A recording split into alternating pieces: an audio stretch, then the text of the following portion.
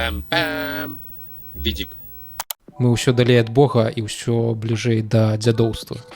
Ну-ка. Я за сабой заўважыў, што я пачаў запраўляць домашнюю майку у домашнія трэнікі. Я хаджу так і гэта нават комфортна, ну то бок цёпленька з аднаго боку, а з другога боку я часам сябе ў люстэрка бачу такі, ну нормально, здаецца.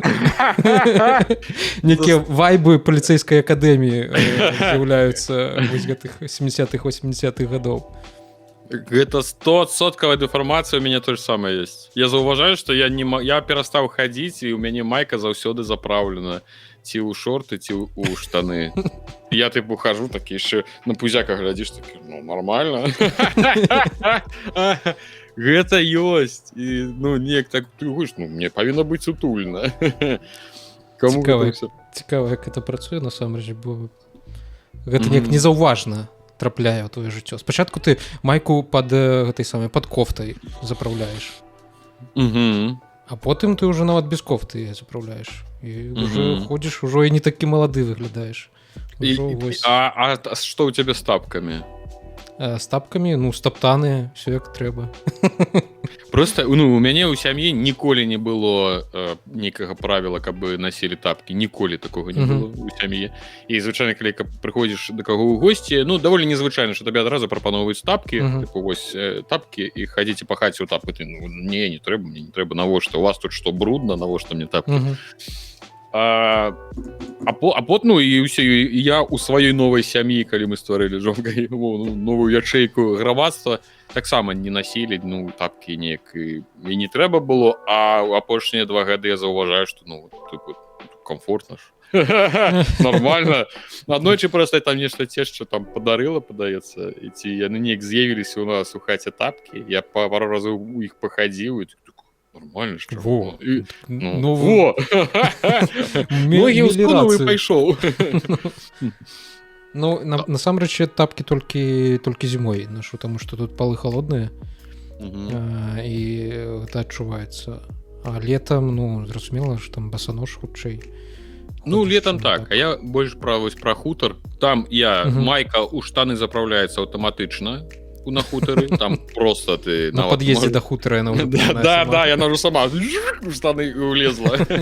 І тапкі там таксама абавязкова, таму што хата старая, зразумела, што падлога там гры, не гры, яна можа не быць не ледзяная, але ж усё роўна, канешне, лепш ці двойныя шкарпэтачкі, такія цёпленькія яшчэ зверху апрануць для камфорту, утульнасці. Плюс 10 да утульнай, там нават можа не плюс супер да цяпла, але плюс 10 да утульнасці, калі ты такі вязаныя шкарпэткі яшчэ апранаеш. І ў тэпці, ну ўсё, гэта просто 100% комфорт атрымліваецца. Так, ну што, можа, перайдзем адразу да каментарыяў да нашых? А давай пачнем з каментарыяў. Чаму б і не? Чаго? Просто што ў канцы можам іх забыць, ці наведаеш, будзем спяшацца ўжо, ці там ўжо час ўжо будзе падціскаць, яшчэ прапусцім. Каментарый да мінулага відзіка, таму што мы шмат тэм, якія ў мінулым відзіку абмяркоўвалі, адна з найгалоўнейшых, гэта першыя 20 хвілін мы размаўлялі просто пра дарожны рух. Ну, тыпу, чаму бы не ў гейкаўскім падкасці пагаварыць пра дарожны рух?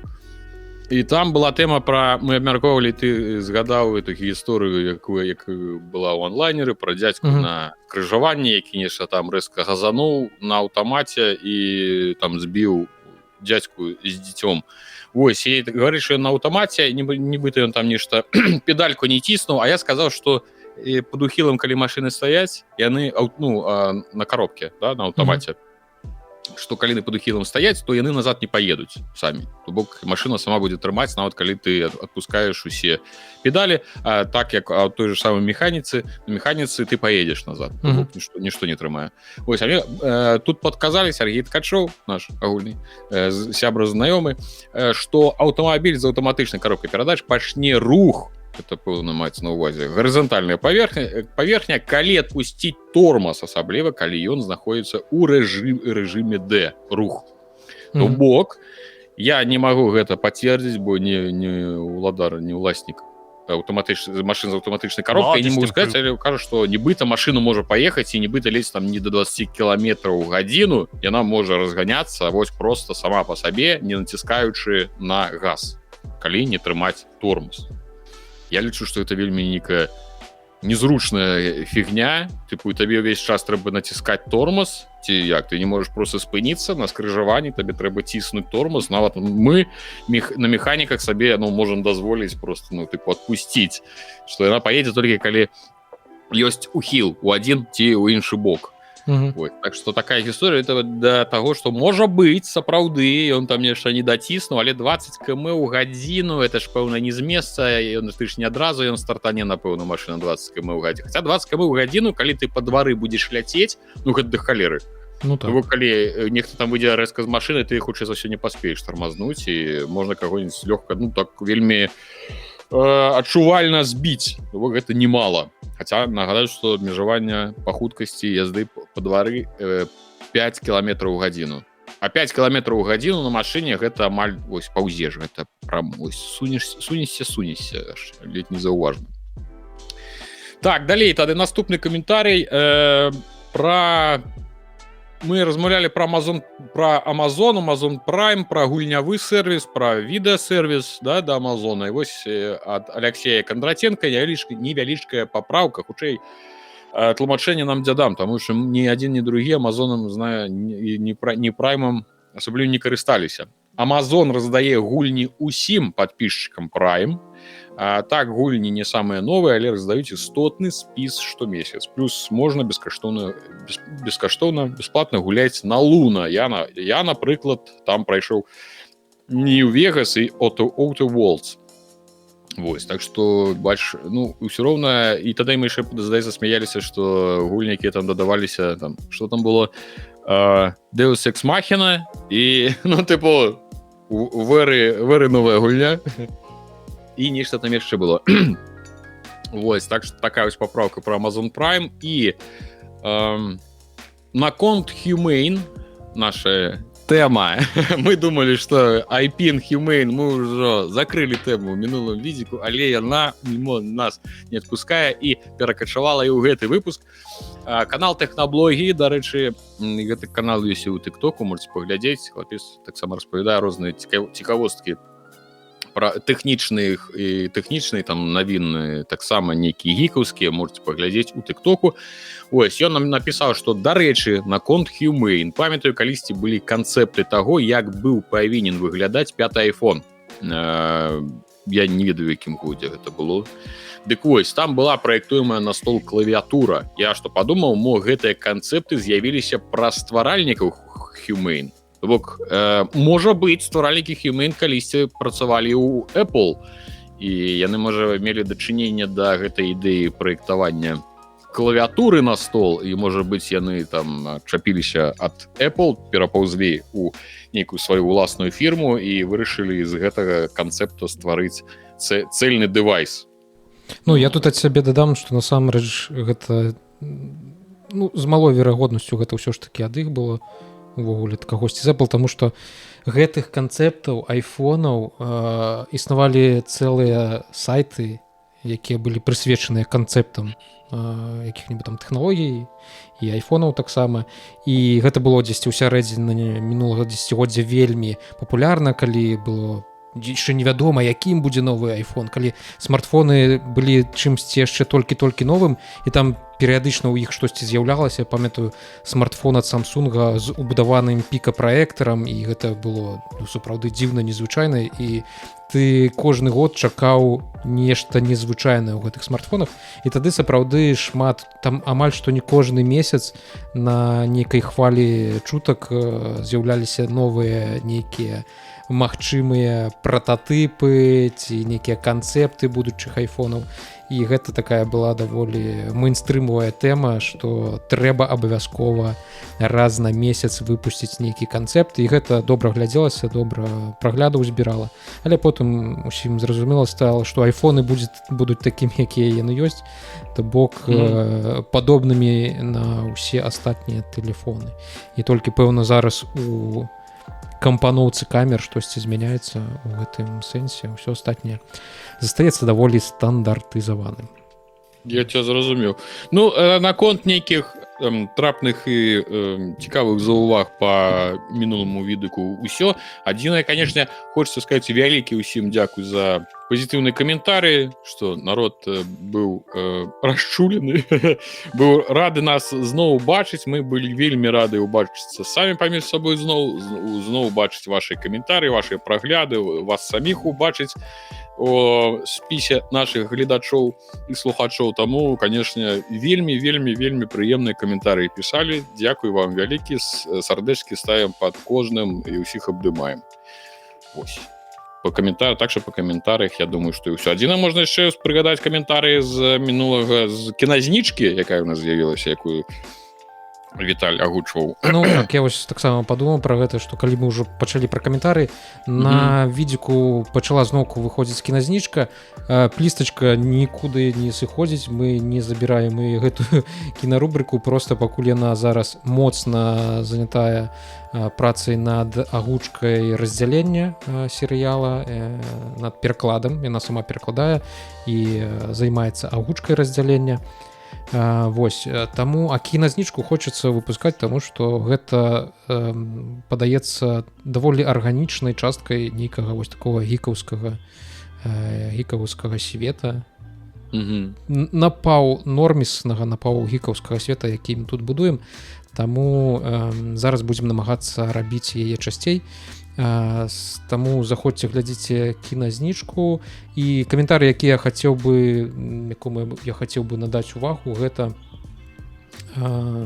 прысвечаны таму, ну, па-першае, галоўнае, з чаго пачынаецца, пэўна, усе ўжо бачылі тизер Шрэка 5, зусім караценькі, там, дзе Шрэк з аслом глядзяць у люстэрка, і ў гэтым люстэрку затым гартаюць мемы з тик-тока, сапраўдныя мемы з тик-тока, то бок з гэтага нашага свету, з тик-тока, і моцна здзіўляюцца, і потым там з'яўляецца дзяўчынка, якая называе Шрэка сваім бацькам, а ў Шрэка, тыпу, калі былі малыя дзеці ягоныя, паказвалі, у яго ёсць адна дачка, у яго там былі блакітныя вочы, а тут гэтыя вочы карыя, і там уже розныя тэорыі пачынаюць з'яўляцца, што гэта моцна прагрэсіўны Шрэк 5 будзе, што гэта не проста там змяніліся вочы, ці змяніўся колер вачэй, ці што яшчэ стала, а што вось гэта сапраўды будзе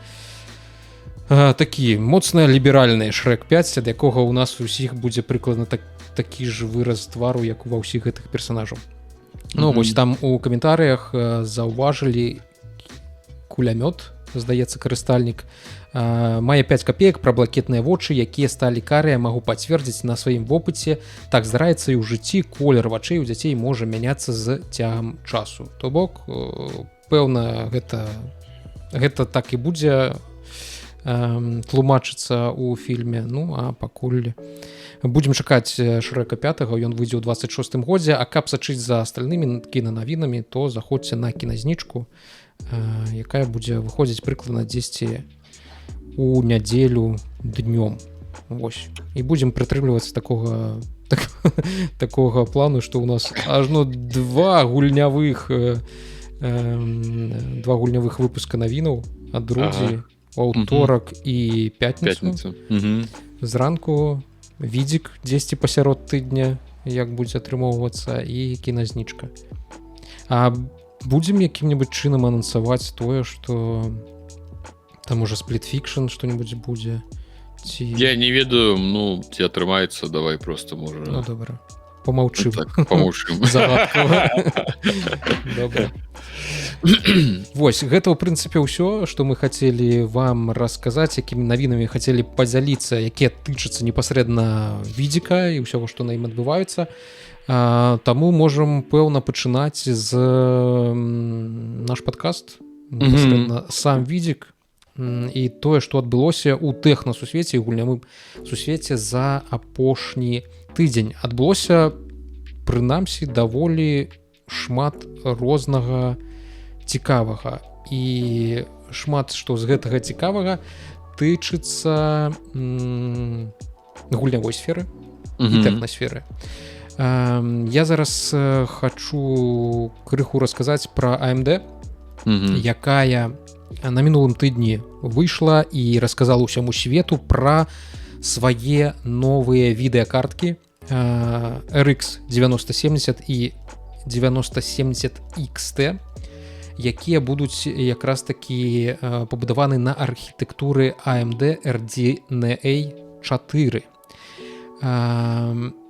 Што самае галоўнае, што тычыцца гэтых відэакарткаў, гэта іх цана і іх прадукцыйнасць. Radeon RX 9070 будзе каштаваць $550, 9070 XT, пракачаная версія, гэта умоўна 5070 Ti па прадукцыйнасці і суадносіцца, будзе каштаваць $600. Табе здаецца, што гэта дорага? Мне здаецца, што гэта мала. Вось. Таму што гэта значна танней за канкурэнтныя прапановы NVIDIA. 5070 Ti, з якой вось гэта 9070 XT будзе канкурировать, яна каштуе $750, то бок розніца ў $150. 9070, дарэчы, каштуе 550, 9070 XT 600, паміж імі ўсяго $50 розніцы, і хутчэй за ўсё вось гэтыя $50, ну гэта настолькі нязначная розніца, што большая частка карыстальнікаў якраз таки будзе абіраць больш дарагі варыянт за $600. Вось. І гэтыя карты з'яўляюцца першымі на базе архітэктуры RDNA 4, даволі важнага майлстоуна у тым, што будуе AMD. AMD абяцае, што гульні, што можна будзе гуляць у 4К гульні па цане геймінга ў 1440p. То бок, ось яны пашлі на умоўна такі дэмпінг, не пайшлі за NVIDIA, якая задзірае моцна цану на свае відэакарткі да нейкіх шалёных аб'ёмаў, таму што, зразумела, для іх зараз гульнявы рынок гэта там чуць ли амаль што не трэцяга сорту справа. Яны зараз засяроджаны на штучным інтэлекце, на ўсіх гэтых серверах, не серверах, а дата-цэнтрах і ўсім гэтым. Вось, выпуск новых відэакартак ад AMD запланаваны на 6 сакавіка, то бок вось-вось некалькі дзён засталося, пры тым, што і відэакарткі ад NVIDIA выходзяць, здаецца, 5 сакавіка таксама. Зусім хутка. Усяго там дзень розніцы паміж імі. Эксперты чакаюць, што такая агрэсіўная цанавая палітыка можа стварыць сур'ёзную канкурэнцыю для NVIDIA на гульнявым рынку, асабліва калі AMD зможа забяспечыць добрую даступнасць сваіх прадуктаў у крамах. Таму што NVIDIA ўжо сказала, што ў яе хутчэй за ўсё будуць праблемы з даступнасцю нават 5070 новых відэакартак, таму яны будуць у нейкім такім абмежаванай колькасці знаходзіцца. Зразумела, таму што ўсё пайшло на стварэнне усялякіх штучна інтэлігентных картак для вялікіх карпорацый. Што тычыцца спецыфікацый, я не буду ва ўсе падрабязнасці ўдавацца. Зазначу толькі, пэўна, штосьці такое самае асноўнае, самае галоўнае. Абедзве карты AMD пабудаваны на адным чыпе, але 9070 мае 56 вылічальных блокаў, 9070 XT 64 блокаў больш, зразумела ж, некая прадукцыйнасць графічная будзе больш. Абедзве відэакарткі абсталяваны 16 гігабайтамі відэапамяці на 256-бітнай шыне. 16 гігабайт гэта добра. AMD увогуле не жалее гэтых відэапамяці для сваіх відэакартак. Адсыпае ўжо, будь здароў, толькі кішэні падстаўляй з мяхамі. Так.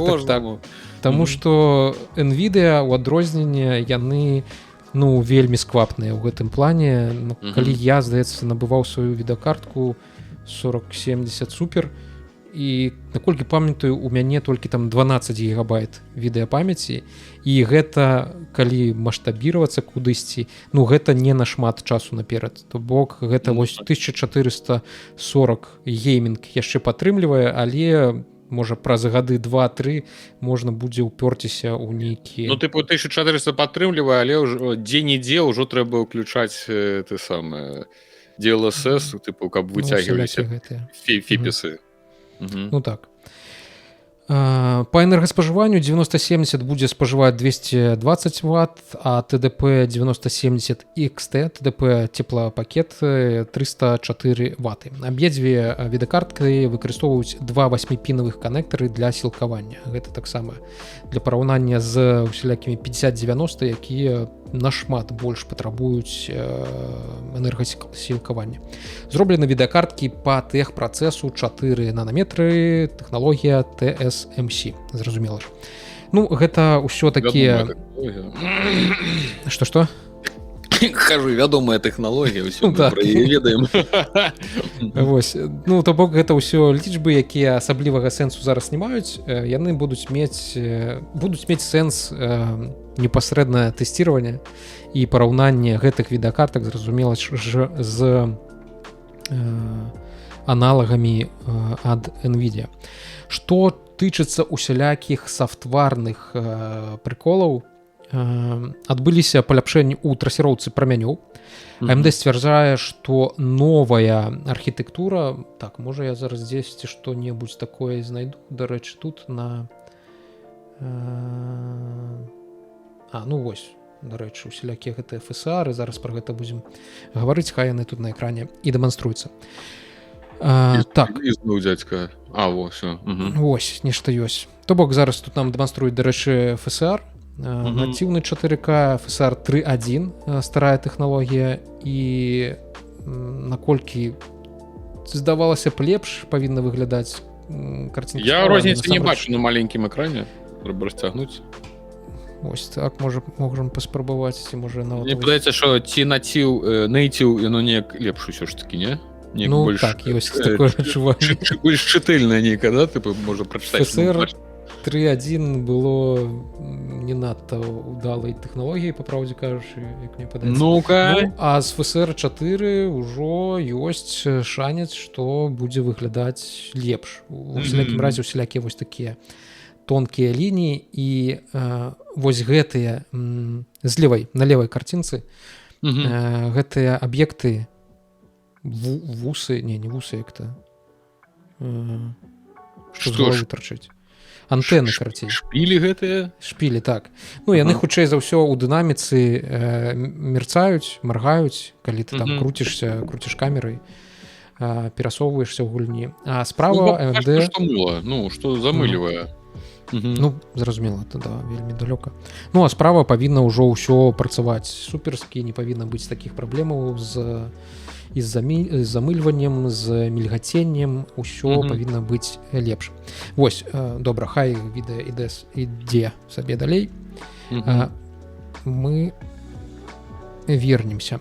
AMD сцвярджае, што новая архітэктура значна паляпшае прадукцыйнасць у гульнях з трасіроўкай прамянёў, якая раней была слабым месцам AMD. У тэстах пры раздзяляльнасці 4К без апскейлінгу і з трасіроўкай прамянёў RX 9070 XT саступіла RTX 5070 Ti у большасці гульняў, але розніца аказалася менш, чым у папярэдніх відэакартак. У Marvel's Spider-Man 2 і Far Cry 6 новая відэакартка AMD выйшла наперад на 2 і 8% адпаведна. Момент, да, на плячо показали, прям бачна, что, конечно, там и табе и ад люстравання адбіваецца святло, и ўсё табе такі і ланцуг той на плячы бачы, сам панцыр блішчыць. Ой-ой-ой-ой. Такая же прыгажосць, конечно. Але такую прыгажосць уключыў, камп'ютар згарэў і даймёнай маркі. Ну, потым табе гэты самы рахунак за электрычнасць прыходзіць такі. Гуляў у Space Marine на 100 кіловат. У цэлым RX 9070 XT апынулася толькі на 2% павольней, чым RTX 5070 Ti у 30 гульнях, больш чым 30 гульнях, у якіх прайшлі замеры. Пры гэтым яе кошт на $150 меншы. Вось. То бок 2% $150 выглядае як даволі fair deal, справядлівая цана. Таксама адбыліся змены ў медыарухавіку, павышана якасць кадавання відэа H264 на 25%. Гэта важна для стрымераў і для тых, хто займаецца рэндэрынгам, выводзіць нейкія монтажныя відосы ў гэтым кодеку. H264 гэта пэўна той, который карыстаецца на Ютубе, наколькі я памятаю. Так, але туды зараз лепш, ну, мне даўно параілі, я сам уже так раблю 265 рабіць. Ён нібыта лепш, больш шчыльна это самае кадзіруе і можаш менш места, ну, красиво выкарыстоўвае менш места. Ён лепш кадзіруе і неяк больш шчыльна там усё атрымліваецца і пры гэтым, ну, як бы без згублення якасці. Ну, можа быць, тут я ўжо дакладна нічога не скажу. Што тычыцца FSR 4, гэта новая апаратная версія тэхналогіі, то бок яна будзе працаваць выключна з відэакарткамі на RDNA 4 архітэктуры, то бок пакуль што з гэтымі двумя, якія AMD прадэманстравала. Яна можа павышаць частоту кадраў, захоўваючы якасць супастаўляльную з натыўным рэндэрынгам у 4К раздзяляльнасці. Так зараз картка выглядае, нібыта гэта старая Nokia у такім шахле. Памятаеш, чорны з пластикавым такім... На якую можна газам 53-кай наехаць, і нічога не будзе. AMD прадэманстравала працу FSR 4 на прыкладзе Warhammer Space Marine. Вось гэта апошняга мы, дарэчы, это ўжо бачылі. Адматваць ужо не будзем, пэўна, гэты момант. Вось, у натыўнай раздзяляльнасці 4К гульня выдавала 53 фепіса, а з FSR 4 і ўключанай генерацыяй кадраў сярэдні фрейм-рэйт павялічыўся да 182 фепісаў. Пры гэтым выява на далёкіх планах стала больш дэталізаванай. Вось, то бок можна пакуль што казаць па вось гэтым маркетынгавым выступам, маркетынгавым параўнанням, маркетынгаваму паказу, што ў прынцыпе магчыма FSR выходзіць на канкурэнтаздольны ўзровень з DLSS. А ўлічваючы, што цана відэакартак ніжэй, чым канкурэнтаў ад NVIDIA, то узнікае добрае адчуванне, што гэтыя відэакарткі могуць мець свой хайп і змогуць зрабіць нейкую аўдыторыю і, магчыма, ад'есці крыху ад долі рынка ад NVIDIA, якая апошнім часам пачала, ну, мякка кажучы, ўжо ахірэлі са сваімі гэтымі стаўленнем да гульцоў, з гэтымі відэапамяццю і з цаной. Вось, на рэлізе падтрымка FSR 4 будзе ў 30 гульнях, а да канца 25 года абяцаюць расшырыць гэтую падтрымку да 75 гульняў. Ну все, прадаў. Ну, я да вас... Пачакай. Пачакай, што будзе. Окей. Не, я не да таго, што нешта будзе, давай пачакаем наступнага тыдня, калі ў нас ужо будзе нейкая інфармацыя па сапраўдным жывым параўнанням і адной і другой відэакарткі, 5070 Ti ад NVIDIA і 9070 XT ад AMD. І потым ужо можна нейкія рабіць больш дасканалыя высновы, але ёсць надзея і хочацца верыць у тое, што AMD нарэшце зможа. Працэсары ў іх добрыя, яны перамаглі і закапалі Intel, і зараз хочацца, каб яны перамаглі і закапалі NVIDIA, і можна ўрэшце саскачыць з гэтай зялёнай іглы на чырвоную іглу. Мне падаецца, яны зразумелі правільны кірунак свайго развіцця, у том сэнсе, што NVIDIA можна перамагчы толькі калі даваць больш танныя карткі. Ну, тыпу, мы можам даць вам так тую ж якасць, але што прымусіць цябе набыць картку іншага распрацоўшчыка, калі ты там, напрыклад, ўсё сваё жыццё сядзеў на тых самых на NVIDIA, то, напэўна, толькі цана, да, тыпу, што яно проста будзе танней. І, вядома, пры гэтым яна павінна паказваць тэхнічны, ну, нейкі там узровень павінна трымаць, безумоўна. Слухай, я вось табе магу на сваім прыкладзе расказаць, як я выбіраў відэакартку, таму што я па праўдзе сур'ёзна разглядаў магчымасць набыць тады гэта былі 60-70, здаецца, ці як Ну у гэта цябе ж называлася? было пытанне яшчэ кастомнае памераў карткі, каб яна Ну ўлазіла так, ў маленькі по корпус. памерах там, здаецца, можна было улезці ў гэты корпус мой, але ну і я не памятаю, якая дакладна AMD-шную картку я разглядаў, падобную на 4070 супер, але па выніку ўсё ж такі вось гэтая вагі яны схіліліся ў бок NVIDIA, таму што тут нібыта ёсць у цябе невялічкі запас, вось гэты кастыль у выглядзе DLSS, які калі што, ну яго не хочацца ўрубаць, таму што ну гэта фейкавыя фепісы, мне такія не патрэбны. Я за націў 1440p, хай вось мне паказваю экалагічную графіку, эко, ну, да, так. ніякай хіміі. гэтага вашага ГМО ў відэагульнях. І зразумела ж, вось гэты кастыль, які калі штосьці дзесьці не будзе ісці там ці праз некалькі гадоў спатрэбіцца, то яго можна будзе ўключыць і ўсё так жа там насалоджвацца відэагульнямі. І калі тое, што зараз AMD паказвае, расказвае пра свой гэты FSR і генерацыю кадраў, то ў прынцыпе наступным разам, калі я буду мяняць відэакартку, збіраць комп ці што-нибудь такое, то я ўжо больш уважліва буду прыглядацца да рашэнняў AMD. Ну, зразумела, што ўсё гэта будзе па выніку залежыць ад таго, што мы там пабачым насамрэч. Не, ну слухай, ты сказаў, што ты глядзеў, што ў NVIDIA ёсць DLSS, такая, это же FSR, ён ж таксама... Так ён быў 3.1 там ці якой версіі, ці 3, ну ён галімы, ён бардза фіговы. На яго спадзявацца я не мог. А DLSS, ён нават якой там 3,5 версія, яна даволі добра сябе праяўляла і зараз, в прынцыпе, праяўляе. Таму вось, на FSR тады не быў такі сэксі, зараз паглядзім, наколькі сэксі будзе FSR 4 і будзем спадзявацца, што у AMD ўсё будзе добра, зычым ім толькі ўсяго найлепшага. Наступны тыдзень пакажа, ці спраўдзіцца наша чакаем навіны пра тое, што ў кагосьці там яно выбухнула, у кагось там узарвалася, кагось забіла котку, я не ведаю, што, ну, 100% ж нешта нейкі інфармацыя будзе.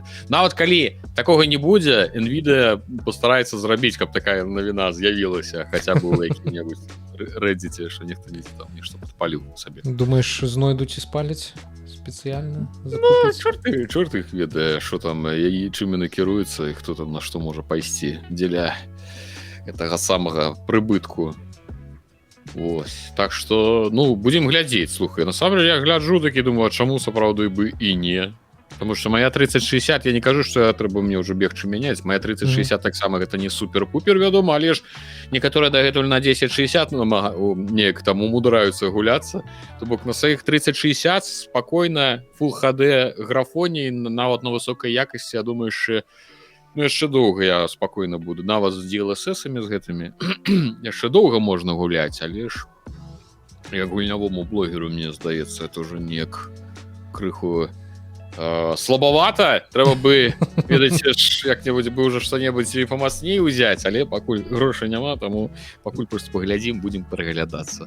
І Radeon, чаму бы не? Ну так, пры тым, што яны збіраюцца, наколькі я памятаю, ужо 10 летам, у другім квартале 25-го года з'явяцца карты серыі RX 9060, якія, верагодна, будуць канкураваць з неабвешчанымі пакуль што RTX 5060. 5060. Дзіўна загучыць, конечно, усе назвы. Вось, таму чакаем спачатку, што тут у нас будзе з гэтымі у катэгорыі 5070, як завершыцца бойка паміж двума якадзунамі, бойка двух якадзун, і будзем глядзець далей на 5060, спадзявацца, і 9060. Ось. Цяжка. Я не разумею, чаму яны не называюць відэакарткі як-небудзь, ну, нармалёвымі імёнамі. Тыпу, як торнадо жаночымі імёнамі. Ну так. Умоўна, хай там Клэр якая-небудзь, і Claire там Claire Pro, Claire Medium, Claire Light. І ты разумееш, дзе што они вось гэтыя 90-60, 50-60, 70-60 XT, RX, вось это вот у меня картка Валерыя. Картка Татьяна. У Людмилы адразу вспоминаются эти магазины. Галка. Галя у нас адмена. Ганделки усялякія. Ну. Добра, давай зараз відэакарткі яны, дарэчы, далёка не ўсіх тычацца. А вось што тычыцца ўсіх, гэта рэклама ў інтэрнэце. Рэклама ў інтэрнэце. Інтэрнэт гэта цэлая уся гісторыя інтэрнэта. Гэта пра тое, як адныя хочуць паказаць другім рэкламу, а другія усімі магчымымі сродкамі спрабуюць гэтую рэкламу заблакаваць і нейкім чынам ад яе адбіцца. Дзесьці ў 18 годзе Google анансавала маніфест версіі 3. Маніфест версіі 3 гэта умоўна абмежаванні, дакладней не абмежаванні, а спіс таго... Маніфест, типу, зварот да... Не. Гэта спіс тых функцый і абмежаванне тых функцый, якімі пашырэнні ў браузеры Chrome і ва ўсіх астатніх браузерах на базе Chromium, рухавіка Chromium, тое, чым пашырэнні могуць карыстацца і наколькі глыбока яны могуць мадыфікаваць працу браузера. То бок зараз маніфест версіі 2 працуе ў Chromium пакуль што. Ну, у мяне ўжо, дарэчы, не працуе. І маніфест версіі 2, якому павінны усе пашырэнні, якія ты усталёўваеш у свой браузер, яны павінны адпавядаць гэтаму маніфесту. Маніфест версіі 3, які Google упершыню анансавала ў 2018 годзе, ён стаў больш абмежаваны для пашырэнняў, абмежаваў іх працу. А самае галоўнае, як я лічу, ну гэта ўсё зразумела ж рабілася дзеля таго, каб юзера было бяспечна, каб ніхто іх дадзеныя не скраў, каб нейкія злонаўмысныя пашырэнні не ламалі. Каб ніхто не мог скрасці дадзеныя, акрамя іх саміх. Так, слухай. Ну, напраўдзе, гэта так і выглядае. Вось. Але ў першую чаргу, што моцна абмяжуе маніфест версіі 3, набор правілаў для пашырэнняў версіі 3, ён абмяжуе працу адблокераў. У прыватнасці такога адблокера даволі папулярнага, як uBlock Origin. Кампанія Google, па сутнасці, адключае арыгінальны блакавальнік рэкламы uBlock Origin для ўсё большай колькасці карыстальнікаў браузера Chrome. Адбываецца гэта разам з іншымі пашырэннямі, якія таксама не адпавядаюць маніфесту версіі 3. У выпадку з uBlock Origin, з чым гэта звязана? Тут, у прынцыпе, яны ўсё самі добра апісваюць. uBlock Origin карыстаўся апішкай веб-рэквесты. І дзеля таго, каб яна добра працавала, каб блакіроўшчык этой рэкламы добра працаваў, ім трэба было штосьці каля 300 000 правілаў перадаць умоўна для гэтай апішкі, каб па гэтым 300 000 правілаў блакавалася рэклама, усялякія трэкеры, якія грузяць табе усялякае гаўно ў браузер, калі грузяць тую ж самую рэкламу. То бок на адной старонцы магло заблакавацца там каля дзясяткі, сотні усялякіх спасылак, якія спрабавалі разам з старонкай загрузіцца і там прадэманстраваць табе рэкламу, будаваць у твае кукі свае трэкеры і ўсё вось такім. А можна без выглядзе не чапаць мае кукі, калі ласка. Твае кукі ў небяспецы. І зараз вось з гэтых 300 000 у маніфесце версіі 3 абмежавалі магчымасць гэтых правілаў да 30 000. Гэта ў 10 разоў менш. І гэта шмат, ну гэта значна абмяжоўвае працу ад блокера. Калі uBlock Origin блакаваў амаль што ўсю рэкламу, якая вам траплялася на такіх старонках, то uBlock Origin Lite, які будзе адпавядаць гэтаму маніфесту версіі 3, ён значна меншую колькасць рэкламы зможа блакаваць.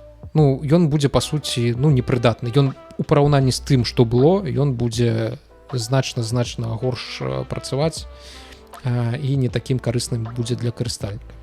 А чаму ты можаш мне падтлумачыць, чаму яны не могуць проста заблакаваць гэтае пашырэнне? Яны хочуць выглядаць як прыязнымі да карыстальніка. Так, яны хочуць заставацца ў белым паліто, але ў той жа час хочуць зарабляць больш на рэкламе.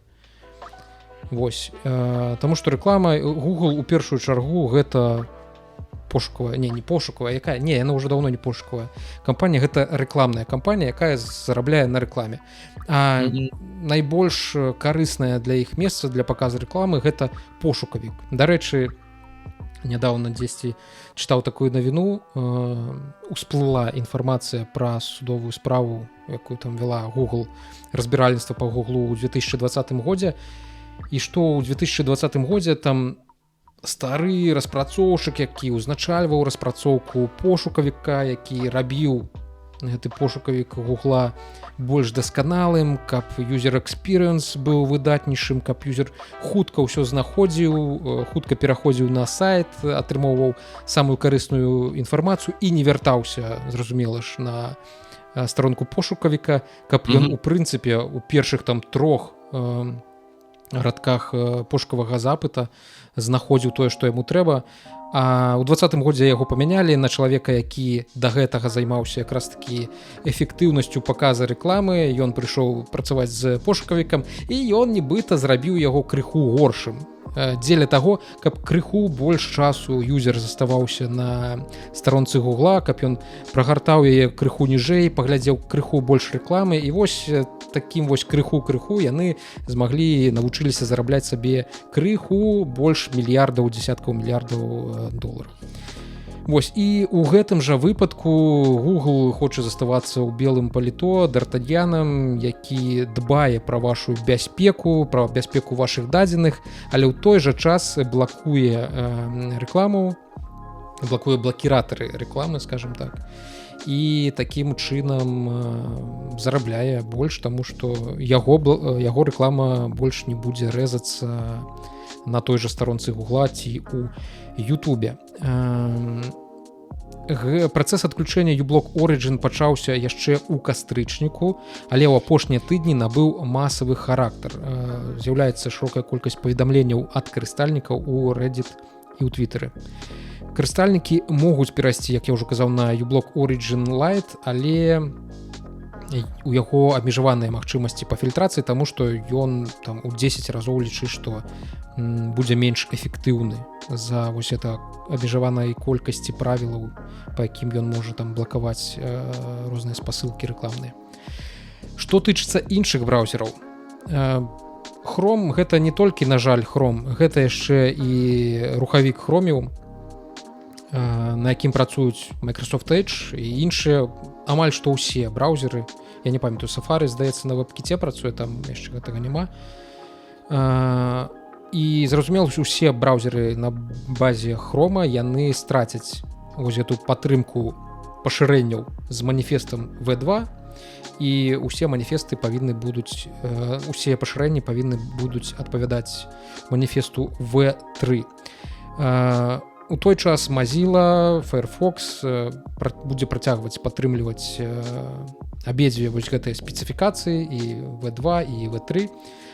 Таму усе пашырэнні, якія працавалі, так далей будуць працаваць у Firefox. То бок, калі вы у нейкі момант зразумееце, што рэкламы стала значна больш, не знойдзеце варыянта рашыць гэтую праблему, то паглядзіце, калі ласка, у бок Firefox. Дарэчы, не абавязкова на сам браузер ад Mozilla, ёсць іншыя варыянты браузераў. Я апошнім часам, пасля таго, як мой любімы Arc у якім я, дарэчы, працягваю сядзець, ён перастаў абнаўляцца, на яго паклалі вялізны болт. Як сумна. Гучыць не вельмі праўдзіва. Не, насамрэч я сапраўды, я ж памятаю, ты пра нешта распавядаў, ён цябе так уразіў, ён нейкі такі незвычайны. Пасля гэтага я нічога майже пра яго не чуў. Ну і тое, што калі ты ім крыса, як твоё агульнае ўражанне ад яго? Мне ён падабаецца да гэтай пары, таму што я магу вось у 2 клікі зрабіць open split view і хоп, глядзець у двух старонках адразу. Ну, звычайна, я гэтым карыстаюся, тут дзесьці які-небудзь перакладчык уключаны, тут навіна. А опера так умее, дарэчы, не ведаеш? Не ведаю, вось гэтага не ведаю. То я дагэтуль для такога карыстаюся 2 маніторамі, як лох. Можа, ўжо даўно дайшоў прагрэс, я магу так на оперы зрабіць. Ну, опер, так, я ўжо, на жаль, даўным-даўно з яе злез. Вось, калі, як я ўжо сказаў, Firefox гэта не толькі Mozilla, можаце карыстацца іншымі браузерамі. Я зараз прыглядаюся да браузера Zen. Ён пабудаваны на базе Mozilla Firefox. Мне не вельмі падабаецца гэты рухавік, у мяне ёсць да яго пытаннічкі, але чым падабаецца Zen, што ён лічы, што крадзе ўсё, што было ў арку. Вось гэтыя ярлычкі, дзе я вынес там свае нейкія працоўныя, YouTube спасылкі, якія ў мяне тут ляжаць. Вось гэта дашборд, дзе можна пераключацца паміж некалькімі дашбордамі. У цябе тут будуць замацаваныя ўкладкі, тыя, якія ты праглядаеш проста зараз, там, якія ў цябе нічым не замацаваныя. Ну, карацей, цікавы браузер. Калі вы карыстаецеся Firefox'ам, то можете яшчэ паглядзець у бок гэтага браузера. Ён даволі прыемны. Пакуль што знаходзіцца ў распрацоўцы, цалкам open-source-ны, таму часам працуе хрэнова, але для мяне найбольш важнае гэта, што ёсць вертыкальная панель з укладкамі, якая дазваляе яшчэ больш места пад свой браузер атрымаць, пад усё, што ты праглядаеш у гэтым браузеры. І таксама, здаецца, наколькі я памятаю, ёсць split view. Хаця, ну так, ёсць split view. Вось гэта цудоўная фіча, якой я вельмі люблю карыстацца. Вось, парэкламаваў. Магчыма... Гэта кайфова. Я зараз зразумеў, што вось гэта рэч, якой мне сапраўды не хапае, тому што я шмат працую з тэкстам, я такі, ёкарны бабай, это ж сапраўды можна проста... Каб 2 экраны былі побач, я магу паміж імі лёгка пераключацца. Ну, прынамсі, не патрэбна табе адкрываць умоўна другое вакенца таго ж самага браузера, неяк яго побач там раскрываць, а то яно знаходзіцца ў цябе у адным месцы. Ну, мне час перакладчык, напрыклад, і які-небудзь Word, ну, умоўна, і мне трэба паміж імі. Ну, так, зручна. Ну, так, і яшчэ Arc, ён добры на Mac-у, і яшчэ да гэтай пары на macOS можна карыстацца цалкам нармальна, там па аптымізацыі ёсць пытаннічкі. На Віндзе гэта так сабе экспірыенс, яны не паспелі яго дарабіць, калі у іх кончыліся грошы, калі інвестары пачалі патрабаваць нейкага выхлапа ад распрацоўшчыкаў гэтага браузера.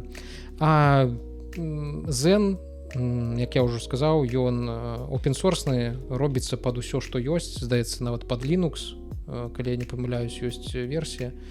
То бок будзем сачыць, што з яго атрымаецца з этого. Ну так, ёсць пад Linux і пад Windows. А наколькі ўвогуле, ну я, напрыклад, чалавек такі даволі норміс. Наколькі той же самы Zen бяспечны? Ну, наколькі бяспечна даваць яму захоўвацца свае паролі, ну, там будзе такі нейкія асабістыя рэчы. Не скажу толькі, што калі гэта open source, то менш шансаў, што там будзе ўбудавана якая-небудзь штука, якая будзе красці гэтыя твае паролі, таму што код знаходзіцца ў адкрытым доступе і кожны можа туды нагаўнакодзіць, але другія гаўнакодзеры могуць праверыць, што ты не гаўнакодзіш нічога небяспечнага. Зразумела, гэта не стопроцентная, як это называецца, гарантыя. Так, гарантыя бяспекі, але у прынцыпе ну павінен быць бяспечны. Другая справа, што могуць быць нейкія там праблемы з самім рухавіку Firefox. Просто сама ідэя того, Такі што, там як ты кажаш, это open-source, і там бяспечна таму, што адні гаўнакодары сочаць за іншымі гаўнакодарамі, але само тое, што гэта open-source, гэта адкрыты доступ да інфармацыі, і я такі думаю, а наколькі адкрыты доступ да базы інфармацыі? Ну, Не, база часцей за ўсё захоўваецца ў цябе на тваім дэвайсе, тут толькі ну, тут твоя база нікуды ў сеціва не аддаецца, яна з табой павінна на тваім ну, ты ж ведаеш, я ўсё роўна ім усім не веру. Разумею, гэта правільна. А то потым патэлефануюць табе, скажуць: о, вам тэлефануюць з браузера Дзен, можете вы назваць свой... 4 лічбы, якія прыйшлі толькі што вам на тэлефон. Так. Карацей, вось Firefox зараз застаецца пэўна адзіным варыянтам, на якім будзе без праблем будуць працаваць адблокеры. Таму рыхтуйцеся да інтэрнэту, дзе будзе значна больш рэкламы, якую вы не зможаце заблакаваць, ці шукайце нейкія абходныя варыянты. Ёсць яшчэ варыянт, што браузеры тыпу Brave яны змогуць абмежавана падтрымліваць у пашырэнні з маніфестам V2, але наколькі я памятаю, пакуль яны гэтыя пашырэнні не будуць выдалены з Хрома, а яны хутчэй з гэтага веб-магазина пашырэння ў Хрома, а яны хутчэй за ўсё будуць выдалены, то у канцы канцоў і з браузера Brave яны таксама знікнуць. Але я бы гэтаму браузеру насамрэч не давяраў, таму што, здаецца, яго робяць кітайцы. Я магу памыляцца, але ну таксама гэта... А кожны кітаец мы ведаем. Злівае інфармацыю ў партыю напрамую. Будуць потым глядзець вашы спасылкі, гісторыю праглядаў на X-відеос на якім-нибудь з'ездзе КПСС кітайскай кампартыі. Адразу мінус 100 да сацыяльнага рэйтынга і плошка рыса. Вось. Ну, гэта, пэўна, ўсё, што хацеў расказаць пра блакіратар рэкламы. Таму давай парухаемся крыху далей. Можа, ты пакуль што ў мяне перахопіш давай вусны, раскажаш. Мы ў прошлый раз хацелі пагаварыць, але так і не дабраліся да тэмы KCG, Kingdom Come Deliverance 2. Як там кажуць, каралеўскае семя дастаўка.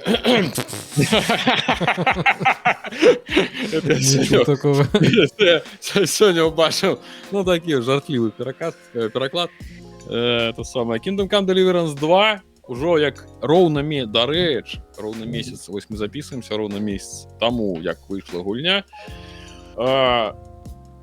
Віталій прызнаўся нарэшце, што ўсё ж такі у яго здарылася гісторыя з першай часткай на 52-й гадзіне, а я ўсё ж таки прайшоў цалкам, не на 100%, таму што я не псіхічны, я ўсё ж таки прайшоў, ну просто як чалавек пагуляў сюжэтку, прайшоў нейкія там пабочныя квесты, у першай лакацыі нават большасць квестаў, якія трапляліся на вочы, я прайшоў, ўжо ў другой, я ўжо сказаў: не, рабяты, гэта ўсё вельмі добра, але я пайшоў па сюжэтнай лініі, таму што вы што, пашалелі, у мяне столькі часу, другога жыцця ў мяне запаснога няма, каб это ўсё праходзіць.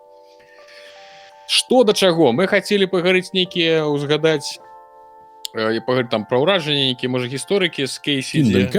Я просто для пачатку, самае што важнае, я рабіў агляд, вось Віталій зараз включу яго, я рабіў агляд, і адна з асноўных прэтэнзій у мяне, ну, это не прэтэнзія, это, типу, чаго мне не хапіла, таму што я так бы сказаў, чаго мне не хапіла, адно з гэта складанасці у гульні, таму што гульня даволі хутка, па маім уражанням, пераходзіць са стану типу складана ці умоўна складана да проста лёгка.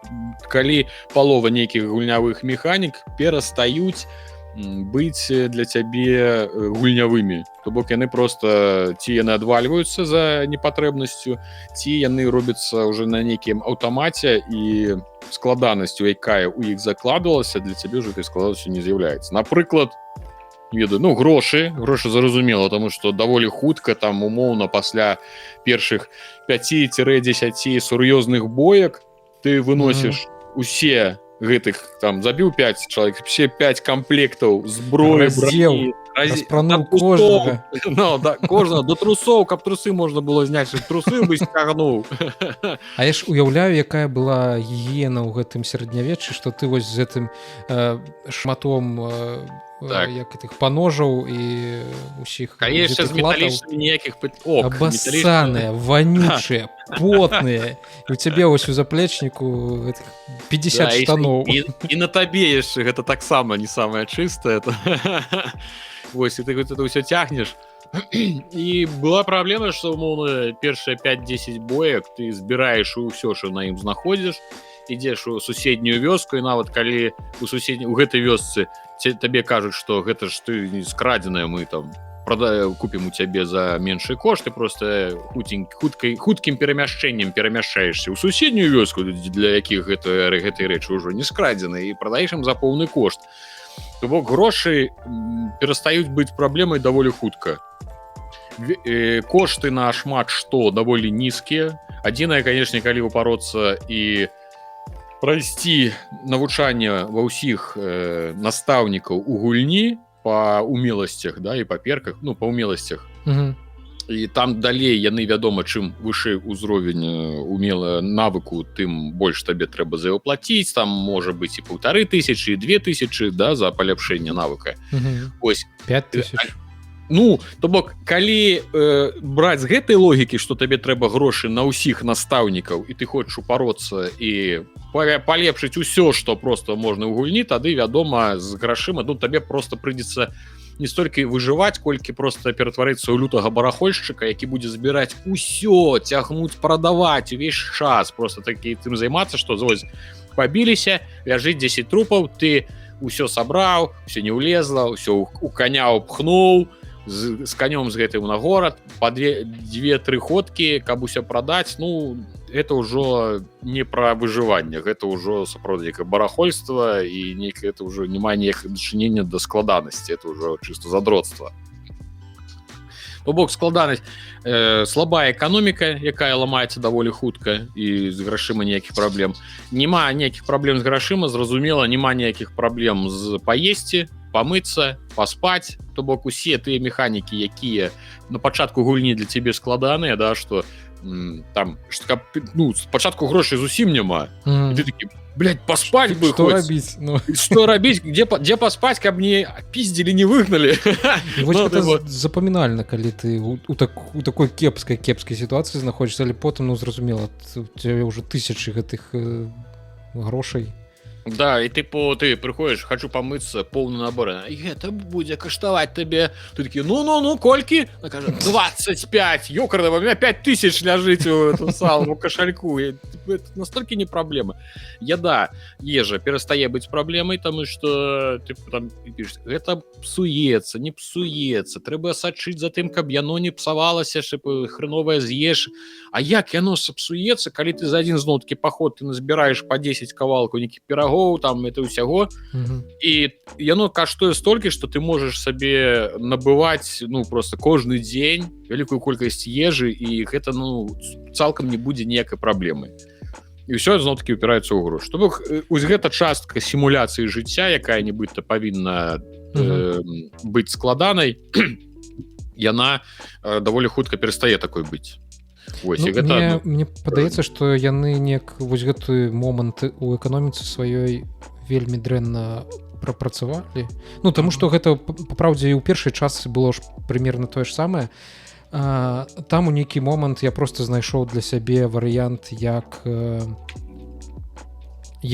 хутка зарабіць, таму што я ў першай частцы перыядычна вяртаўся ў скаліцу, дзе, ну, скаліцу спалілі, і ты мог туды вярнуцца.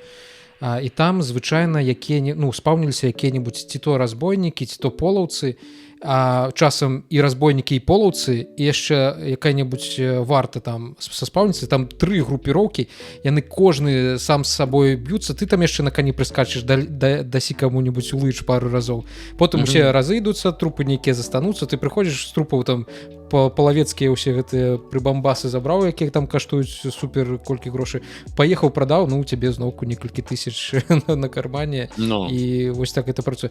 То бок, што я не ведаю, ці ім трэба нейкія мадыфікатары на пакалечаную зброю, знятую з забітых увесці, каб яны не прадаваліся по такім вар'яцкім цэнам высокім, не ведаю, па правдзе кажучы. 100%. Тут а яшчэ мало того, што з грашыма, так яшчэ яны упіраліся ў рэалізм, як я разумею. Тут усё, ці ты робіш рэалізм, ці ты упіраешся і робіш нармальную эканоміку, таму што яны упіраюцца ў рэалізм, ты можаш сабраць з трупа ўсё. Я думаю, яны ж не могуць зрабіць, што вось ляжыць труп у поўным абмундзіраванні, увесь у рыштунку стальным, там нейкія кірасы, а ты можаш зняць з яго толькі там пацеркі ці завушніцы. Зразумеў, што гэта тады ўжо нерэалістычна, то бок гэта выходзіць за межы іх канцэпцыі гульні.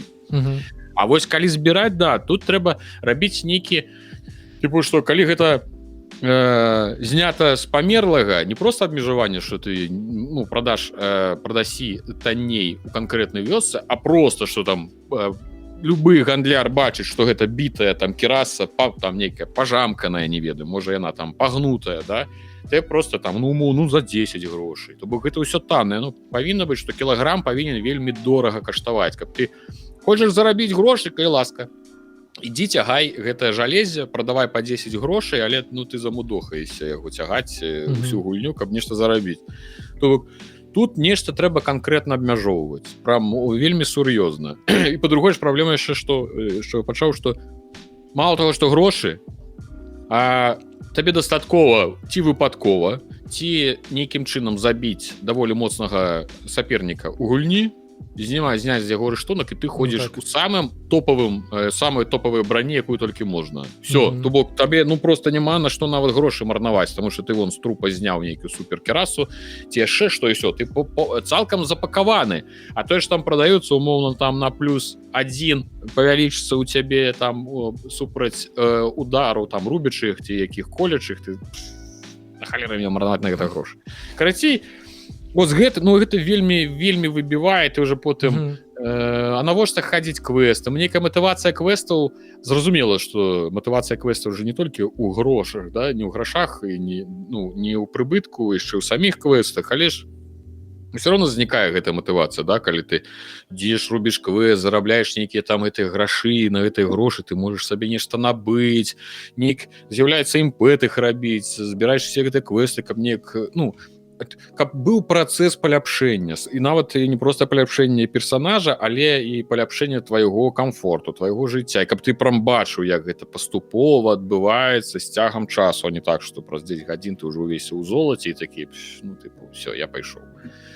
Карацей, вось гэта была адна з тых самых, што вось гэта праблема, і я да чаго, што зразумела, ужо рыхтуецца хардкорны рэжым, ужо пісалі пра гэта вархорсы, што рыхтуецца хардкорны рэжым, і ўжо набіраюцца на яго тэсціроўшчыкі, і гэта сведчыць пра тое, што як і я не гуляў хардкорны рэжым першай часткі, але ён там таксама з'явіўся пазней, і тут гэта будзе не проста павелічэнне складанасці, павелічэнне пашкоджанняў ад ворагаў, павелічэнне іх брані і памяншэнне тваей, як гэта звычайна бывае, на павышэнне складанасці, а канкрэтна вялікае змяненне механік.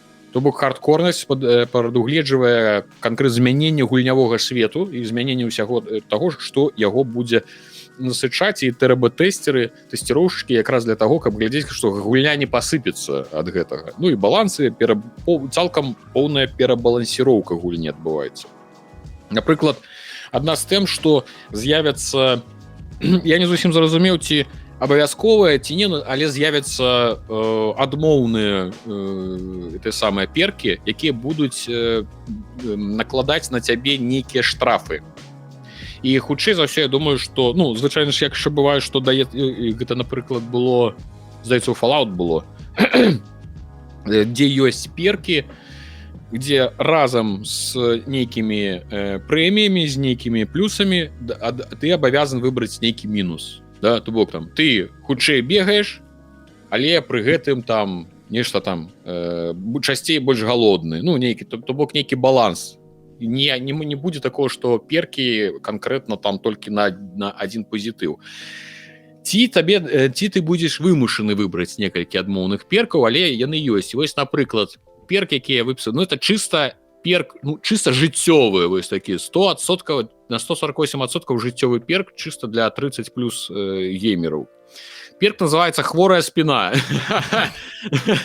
то бок максімальная пераносная вага паніжана разам з верагоднасцю ну з імавернасцю атрымаць траўму вось і самое главное што з імавернасцю атрымаць траўму падчас збору травы ці грыбоў ты нахіліўся у тебя паясніцу схапіла і ты атрымаў траўму стрэльнула я бы яшчэ дадаў типу ці калі просто стаеш з ложка ты паспаў тебе дебаф на першую гадзіну типу нібыта бадзёры такі расплюшчваеш вочы бадзёры ўсё добра выспаўся кайфова 100% такі устаеш такі і такой пішуць мінус 30 да хуткасці на 3 гадзіны і все ці ходзіш як з радыкулітам і камера ў падлогу чыста глядзіць а ты з радыкулітам скручаны ляжыш вось дадасца напрыклад таксама антыперк там патлівы галоўны герой хутчэй пэцкаецца і мацней будзе смярдзець і не ведаю можа я думаю што нельга адмыцца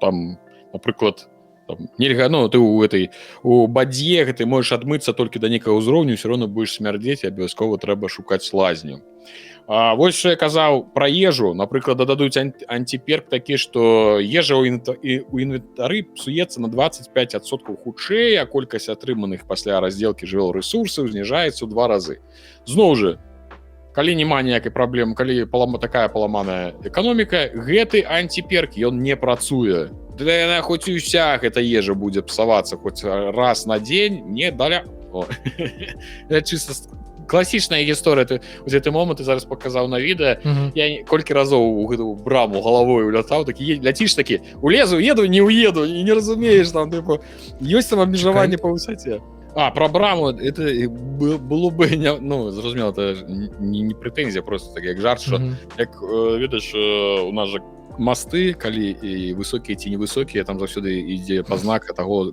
які габарыт можа ў яго ўехаць ось на брама было б таксама няблага паказваць вершнік у поўны рост уязджае ці не там глядзіш ты ці то едзеш ці то не едзеш ну пару разоў аб галінку якую аб галіну я это самае галавой біўся ў лесе і падаў ну это такая прыкалдэсная тэма вось такія антыперкі хутчэй за ўсё что я за хардкорнасць мне не хапіла я бы вельмі хацеў каб павялічылі складанасць баёў каб яны былі мацней ворагі каб эканоміку парэзалі ў разы ў 2 ну то бок каб грошай нават з грашыма там ну так дзіўна атрымліваецца ты гэты грошы назбіраў ці ўжо пару тысяч а ты робіш нейкі складаны квест а табе за яго даюць 80 ты такі ну у сэнсе якія 80 грошай вы пра што вось то бок каб гэта ўсё неяк збалансавалася і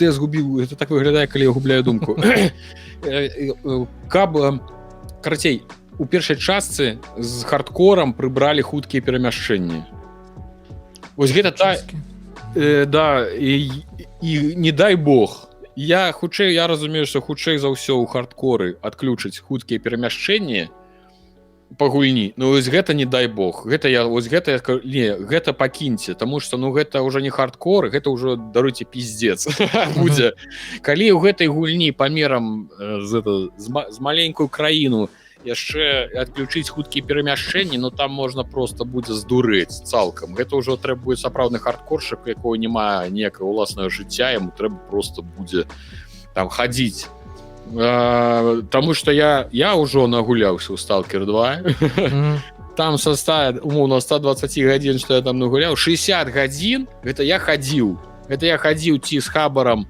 у горад цягнуў, каб прадаць, таму што там была, дарэчы, вось эканоміка ў сталкеры. Кажуць, што яна была паламаная, тыпу, это самае, адрамантуеце эканоміку, я лічу, яна была не паламаная, яна была як самае то, таму што усе грошы, ўсё, што ты мог прывалакчы з рэйда, ўсё, што ты мог прадаць, табе хапала роўненька на тое, каб адрамантавацца і крыху зверху, каб не здохнуць з голаду. Каб не памерці. Всё. Типу, як у жыцці, ты працуеш роўненька на тое, каб тебе хапіла на ўсе аплаты і крыху зверху застаецца $100, каб ты мог цэлая жыць за месяц на іх што-небудзь сабе набыць, каб уже зусім не адчуваў сябе гэтым самым рабом на галерах. То же самае ў сталкера было. Я лічу, што гэта было самае то, самы кайф. Усе зразумела, так не павінна быць, дзе нашы грошы хапае. Потым пачалі рамантаваць, што рамонт танней, яшчэ нешта. Я такі, згубілі, самы ж смак гэтым быў. Ці гэта я просто уже ператвараюся ў хардкора геймера. І вось, там гэта хада ў сталкеры 2, не дай бог. Вось просто не дай бог. Палова час ты просто бяжыш у горад. Нават просто вяртанне, я ж не кажу пра перамяшчэнне ўсе, можете адключыць усе перамяшчэнні. Пакіньце хаця бы перамяшчэнне паміж вёскамі. Вось у сталкеры хаця бы гэта было, ты мог хрен з ім за грошы, але цябе перавозілі з адного горада ў іншы. Потому что, локация. То бок, калі хаця бы тут можна хай пакінуць хаця бы паміж гарадамі, вёскамі можна будет, напрыклад, там на вазу, да, там перамясціцца за 10, там 15 грошай, цябе перавязуць у іншую вёску. Гэта хаця бы трэба будзе пакінуць, потому что калі не будзе ніякіх хуткіх перамяшчэнняў, это не дай бог. І я без жартаў скажу, што гэта можа быць прычынай, чаму я не буду гуляць у Кейсиді 2 на хардкоры. У меня просто будзе шкада часу. Скажу, ребята, я, конечно, у вас цудоўная гульня, але ідзіце вы ў арых з такімі приколамі. Я, 50 гадзін просто хадзіць з пункта А ў пункт Б, я, не, гэта ўжо не для мяне. Гэта ўжо занадта. Магчыма, гэта не прыбяруць. З таго, што я вось разумеў з таго, як ты з персанажамі размаўляеш, і што яны табе расказваюць, як яны падрабязна табе апісваюць там месца, дзе табе па квесту штосьці трэба шукаць, то хутчэй за ўсё яны маркеры адключаць і у прынцыпе вось гэтыя вобласці, дзе табе штосьці трэба шукаць. То бок, магчыма, гэта дададуць у хардкоры. Я не ведаю, ці казалі яны штосьці пра гэта ці не, але выглядае падобна на тое. Так, это я пагаджуся, потому что я 100%, ты правильно сказаў, я заўважаў, што ёсць квесты, дзе табе канкрэтна трэба ісці па гэтых нататках, да, то бок там тебе просто памяшаюць плошчу ў 1 квадратны кіламетр, і ты сапраўды там, это як квест, напрыклад, у пачатку па пошуку сякеры вадзянога, да, там... Прикольно.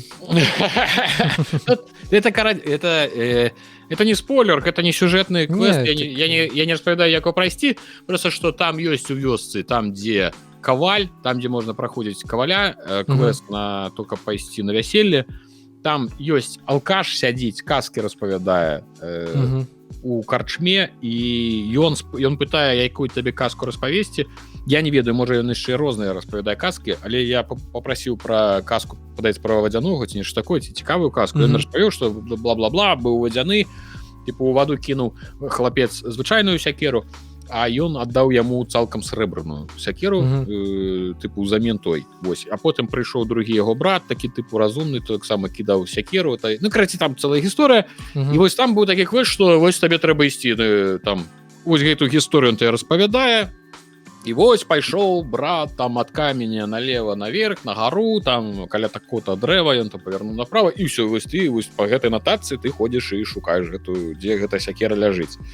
А былі квесты, дзе ты правильно кажаш, што я пра гэта не падумаў, а вось зараз гэта выглядае цалкам лагічна, што яны хвіліну ён табе тлумачыць, куды трэба ісці, за якім камнем трэба павярнуць, а потым ты просто ты адкрываеш свой дзённік, эту карту, а там тебе просто стаіць маркер, куды ісці. Такі, навошта ты мне вось 3 хвіліны распавядаў, куды ісці. І вось це цалкам лагічна выглядае, што яны просто падключаюць гэтыя маркеры, а гэтую інфармацыю, што ён сказаў, яны просто табе запішуць, магчыма, запішуць у нататнік, ты ўжо па гэтай інфармацыі ўжо пойдзеш.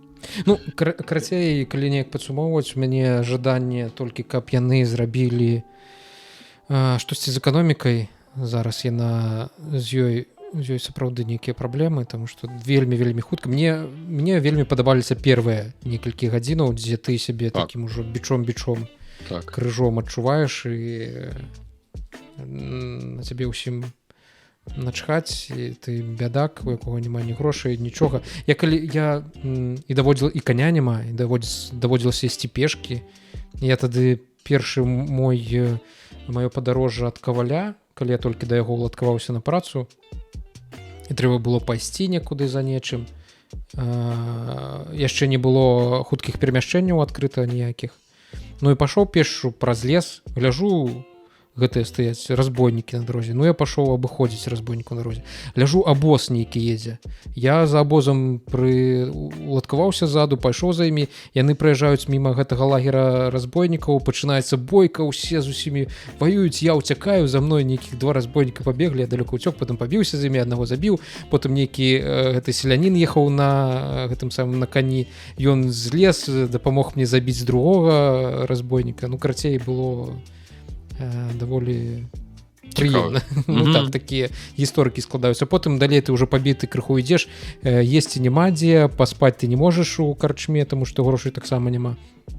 Вось, ідзеш да бажэны, ідзеш праз лес, а там ваўкі на жанчыну нейкую напалі, ты ўжо і так палову увесь падбіты з адным нейкім секачом на руках, пачынаеш за тымі ваўкамі біцца, яны мяне загрызлі па выніку, увесь кафтан разгрызлі. Ну, карацей, вось такія гісторыі мяне ўразілі на першыя гадзіны, потым стала значна неяк прасцей.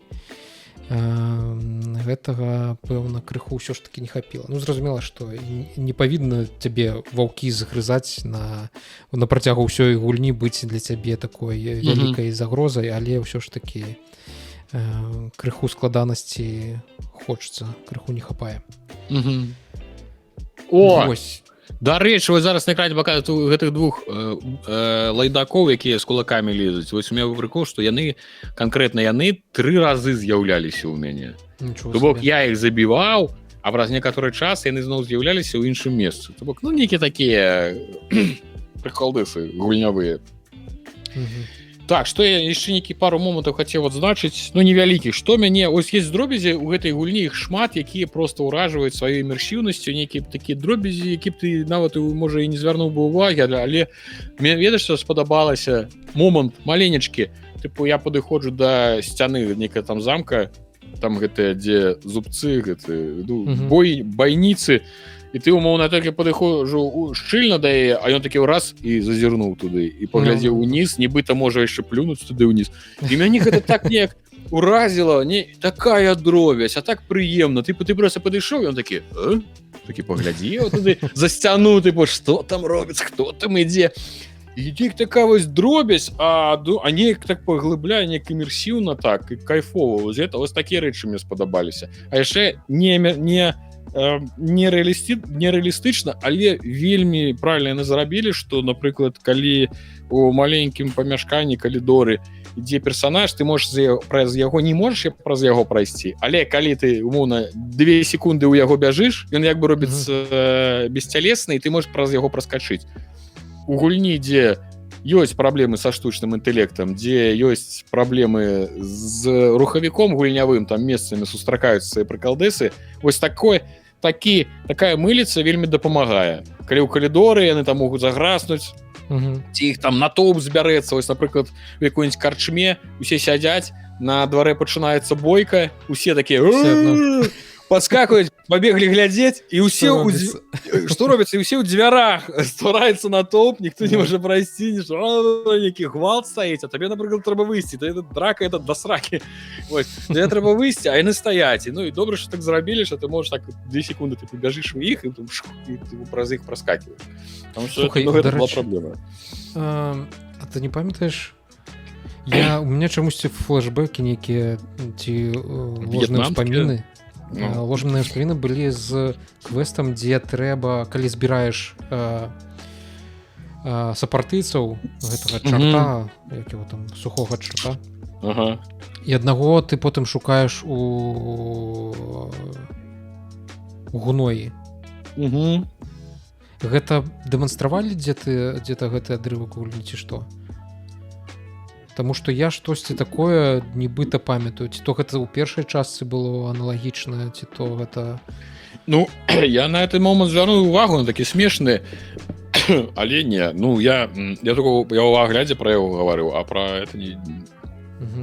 Ну, просто калі я падыходзіў ўжо да гэтага квеста, як мы пайшлі за гэты свінарнік да свіней, то я такі, дзесьці я гэта ўжо бачыў і ніяк не магу успомніць дзеці, то гэта было ў першай частцы. Падумаю, што можа гэта дэманстравалі дзесьці якія-то матэрыялы пагулі. Ну добра, не так ужо і важна гэта. Ну я такога не памятаю. Можа ты ў кіно якім бачыў, ну ж, ну як бы можаш штосьці з чымсьці перагукацца, улічваючы ўсё ж такі колькасць адсылак у гэтай гульні, колькі тут прысутнічае да масавай культуры, вялікая колькасць. Я, дарэчы, нават думаю, што зрабіць такое відэа на гэты конт. Ёсць у мяне ідэі, таму што там вельмі шмат рэчаў, якія мы папрапускалі, але калі тыя, хто пільна лазіць па карце, там, канешне, шмат што можна знайсці. Так, ну, у прынцыпе-то, напэўна, ведаеш, што і ўсё пра Кейсіді. Ну, яшчэ дададуць прычоскі, хутчэй за ўсё. Так што можна будзе хадзіць да цырульніка і індыржыха зрабіць сэксі-бэксі, каму вельмі хочется. Ну, это для волосатых. Ну, так, это их забавы. Нам-то что? Давай вернемся крыху да тэхналагічных навінаў, паговорым пра штучны інтэлект. Я, направду, не люблю да гэтых тэмаў вяртацца, але яны, ну, на жаль, даволі важныя і дэманструюць, у прынцыпе, што ў гэтай сферы адбываецца, і, магчыма, дэманструюць тое, што зараз пачне крыху гэта ўвесь інтарэс да гэтага ўсяго астываць. Пакуль што пачнем з першага. Гэта Сергей Брын, сузаснавальнік Гугла. Ён у новай унутранай запісцы да супрацоўнікаў кампаніі заклікаў іх працаваць у офісе штодня, вярнуцца ў офіс і павялічыць працоўны свой тыдзень да 60 гадзін. То бок звычайны працоўны тыдзень гэта 5 дзён па 8 гадзін, гэта 40 гадзін. Брын хоча, каб супрацоўнікі працавалі па 12 гадзін у дзень, таму што ён лічыць, што 12 гадзін працы штодня з'яўляюцца найлепшым балансам прадуктыўнасці. Гэта найлепшы баланс прадуктыўнасці, асабліва калі вы, супрацоўнічкі мае мілыя, хочаце, каб Google быў наперадзе ўсіх іншых кампаній, якія распрацоўваюць штучны інтэлект і рухаюцца ў бок стварэння агульнага штучнага інтэлекта, то бок вось гэтага General Artificial Intelligence, даецца, так ён называецца. Ну, карацей, сапраўднага штучнага інтэлекта, а не вось гэтых вартых жалю падробак. Ну, так. Вось. Брын, у першую чаргу заклікае ўсіх вярнуцца ў офіс, таму што так, пэўна, зручней усіх кантраляваць. Таксама заклікае працаваць па 20 гадзін, пры тым, што у 19-м годзе ён і другі сузаснавальнік Лары Пейдж, яны адышлі ад нейкага такога аператыўнага кіравання Гуглом. То бок, яны не працавалі, чылілі, насалоджваліся тым, што зарабілі на Гугле. А зараз, калі выстраліў штучны інтэлект, увесь гэты хайп здарыўся, вярнуўся Брын і пачаў вось гэтым сваім чайка-менеджментам займацца, раздаваць каманды, вучыць, як трэба напраўду працаваць, каб Google быў вялікі, і ён яшчэ больш змог бы зарабіць сабе на нейкую старасць, адкласці грошыкаў. І потым, калі ўсе мы застанемся без працы з-за агульнага штучнага інтэлекта, такія як Сергей Брын ды Лары Пейдж змогуць на сваіх асобных востравах, якія ім належаць, у сваіх бункерах жыць ды папіваць смузі і кайфаваць ад таго, што іх абслугоўвае штучны інтэлект, а мы будзем бадзяцца голыя босыя, як у тым жа KCD. Будзе ў нас другое лічбавае сярэднявечча наступіць.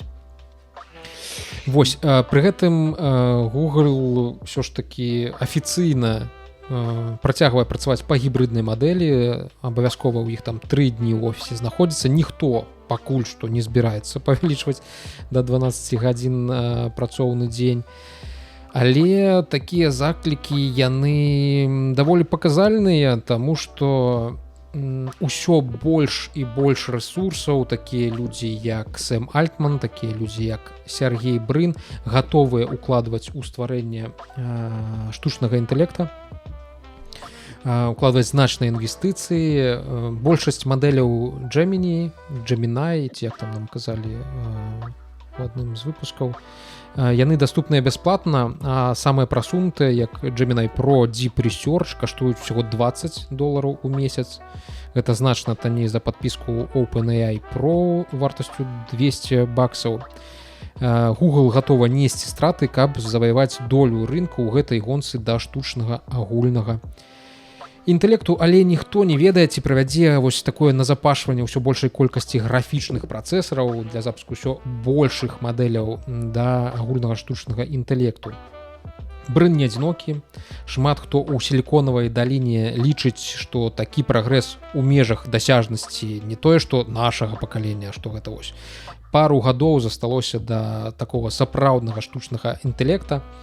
Альтман шмат разоў казаў пра агульны штучны інтэлект і сцвярджаў, што OpenAI застаецца ўсяго некалькі гадоў да яго стварэння. Але днямі мы пабачылі анонс GPT-4 з паловай, не 5 версіі, пра якую ўжо даўным-даўно ходзяць чуткі. І шмат хто з экспертаў лічыць гэтую GPT-4 з паловай нафенбургерам, то бок это смажанка з нішто, з нічым, з ніякай начынкай, штосьці пра што як дранік без мяса. Дранік без мяса гэта яшчэ нармалёва. Не ведаю я, што это пустыя нейкі дранік. Таксама у нас заўсёды было мяса. Дарэчы, можам падняць гэта пытанне. Я калі у нашай сям'і ніколі ніхто не рабіў дранікі без мяса. Просто іх сэнсу няма. Трэба шмат каб наесці. Мае сваякі мама пытаю: мама, як што называлася? Дарэчы, яшчэ ў твітары падымаў гэта пытанне. Некаторыя дранікі з мясам называюць калдуны. Я такі: ёкарны, калдуны гэта ж зусім другое. Што у вас што калдунамі? У нас калдуны не рабілі. Я так разумею, што гэта штосьці падобнае да цэпелінаў. Так. Мне таксама маць сказала, прычым што яна гаварыла, што ў іх калдуны якраз-такі без мяса былі, а больш там грыбы сушоныя, цыбуля. Вот ці ж такое таксама, у цеста ці як цэпеліны, як цэпеліны ж падаюцца бульбяныя, да? Так, бульбяныя. Ты есці захацеў? Не, я просто думаю, як мы апынуліся ў гэтым сусвеце. Я просто хацеў вспомніць, што я маці пытаю пра дранікі без мяса, яна так яна: навошта дзёрці бульбу? Просто дзёрць, это сколькі працы трэба зрабіць, каб просто бульбы трэба. Ты вось логіка можа проста ўзяць і начысіць і пасмажыць. Навошта яшчэ і дзёрці перад гэтым? Да часу. Выключна з мясам. У меня бабка ўвогуле лічыла, што любая страва, у якой няма тлушчу таўшчынёй з палец, гэта пустое нешта. Ось, вяртаемся да... Да, аяяў. Даруйце, такая уставачка. Вось, выйшла, карацей, GPT-4 з паловай. У нас ёсць 4, 4O, 3O, 3 міні. Карацей, усе спадзяваліся, што калісь ужо там павінны паказаць GPT-5, якая будзе ўжо... гэта супер, гэта будзе адзін крок, апошні крок да агульнага штучнага інтэлекта. Але нам паказалі GPT-4 з паловай, і тое, колькі каштуе яе праца, толькі тое, колькі гэта мадэль патрабавала дадзеных, каб навучыцца, яе прадукцыйнасць і яе кошт, яны не крыху не суадносяцца з тымі заявамі, што вось агульны штучны інтэлект, ён уже зусім побач за вуглом. OpenAI і GPT-4 з паловай сутыкнуліся з крытыкай за мінімальнага паляпшэння магчымасцяў пры 30-разовым павелічэнні кошт у параўнанні з папярэдніцай GPT-4o. Эксперты ў галіне штучнага інтэлекта называюць новую мадэль лімонай і смажанкай з нішто. Ну там нафенбургер, але мы ж адаптируем назву. Вось чаму мы прыйшлі да дранікаў. Ну так. Дранікі з нішто. Вось, гэта звычайныя дранікі без мяса, карці. Пустыя. Пацвярджаючы даўнія чуткі пра змяншэнне эфектыўнасці традыцыйнага падходу да навучання вялікіх моўных мадэляў. То бок навучанне дрэнна маштабіруецца, і каб рабіць усё больш і больш дасканалыя мадэлі, трэба ўсё больш і больш вылічальнай магутнасці, прытым яна даволі хутка расце. Вось гэта неабходнасць улічальнай магутнасці з тым, наколькі эфектыўнай у мадэль, прадукцыйную мадэль ты хочаш атрымаць. GPT-4 з паловай каштуе $75 за мільён уваходных токенаў і $150 за мільён выходных токенаў у параўнанні з GPT-4o, якая каштавала замест 75 2,5 і замест 150 за выходныя токены $10. То бок разбежка даволі значная. Так, ён кажа, што трэба шмат магутнасцяў, і што ён збіраецца адсутнасць нейкай вылічальнай магутнасці кампенсаваць 12-гадзінным працоўным днём, ці што? Не, гэта працуе. Гэта Сергей Брына, гэта Сэм Альтман, гэта другое. Там мы пра Google казалі, тут мы говорим пра ChatGPT 4,5 анонс. Вось, паляпшэнні выглядаюць мінімальнымі, таму што людзі аддавалі перавагу адказам GPT-4 з паловай толькі ў 57% выпадкаў у параўнанні з GPT-4o. То бок людзі не так часта, як здавалася б, за тыя грошы, за тое колькасць грошай, якую зараз патрабуецца на працу гэтай мадэлі, не так часцей гэтыя адказы ад новай прасунутай мадэлі выглядаюць лепшымі для звычайнага карыстальніка. Таксама GPT-4 з паловай набрала толькі 36,7% на матэматычных тэстах АІМЕ у параўнанні з 87,3% у мадэлі O3 Mini, у якой ёсць вось гэтая разважальнасць. І у праграмаванні таксама у гэтай мадэлі не самыя лепшыя вынікі, ці будуць тут якія-небудзь нема. Ну добра. Графікаў няма. Тут на гэтым графіку мы бачым, што рэйтынг галюцынацый ён стаў меншы у параўнанні з GPT-4o. Тыпу, чым менш, тым лепш, але ён не нулявы. Бухалі яшчэ больш грошай, патрабуе яшчэ больш грошай на тое, каб працаваць і выдаваць нешта асэнсаванае, але паказальнік галюцынацый калі і зменшыўся, але ён усё яшчэ застаецца. Ці трэба ўбухіваць грошы для таго, каб гэты паказчык галюцынацыі і там падтрымліваўся на ўзроўні?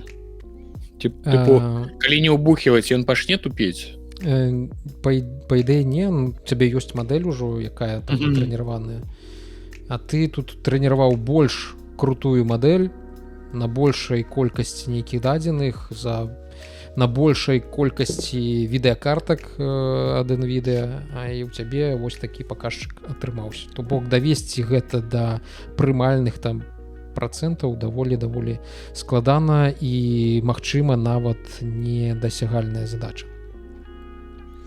Вось, у праграмаванні вынікі таксама так сабе, я пэўна гэтага слайда тут не знойдзецца, але Sonnet, клодаўская мадэль Sonnet 3.7, яна у праграмаванні працуе значна лепш, чым для задач, звязаных з праграмаваннем, чым GPT-4 з паловай.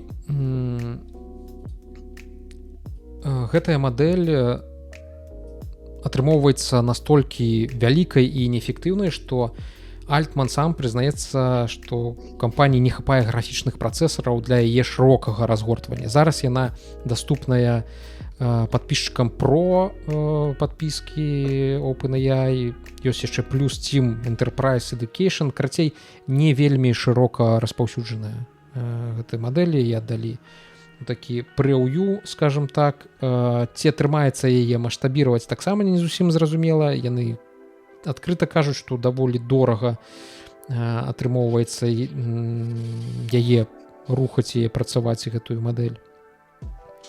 Вось вядомы эксперт і не энтузіяст, ён хутчэй скептык Гары Маркус увогуле называе гэта правалам.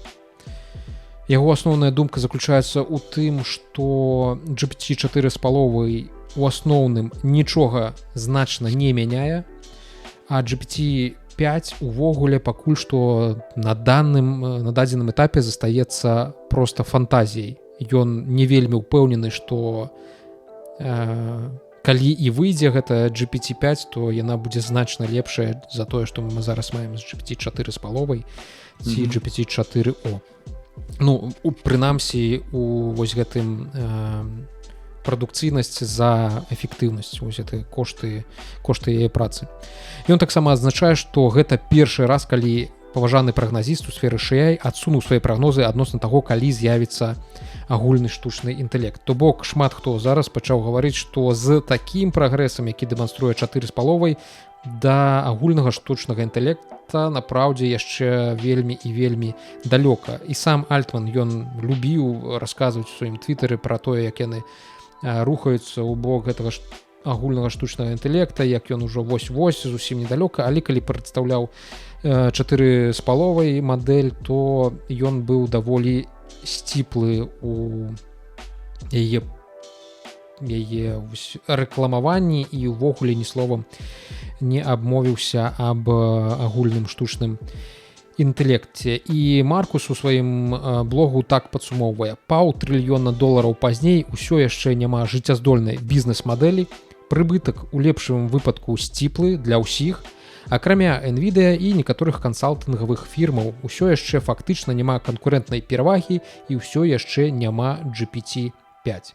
То бок выглядае на тое, што мы пэўна ў хуткім часе, калі ўжо не дасягнулі нейкай столі магчымасцяў вось гэтых нейралінгвістычных мадэляў у генерацыі тэкста, гэтых прасунутых алгарытмаў T9 у падборы тых словаў, якія ідуць за папярэднімі словамі ў сказе.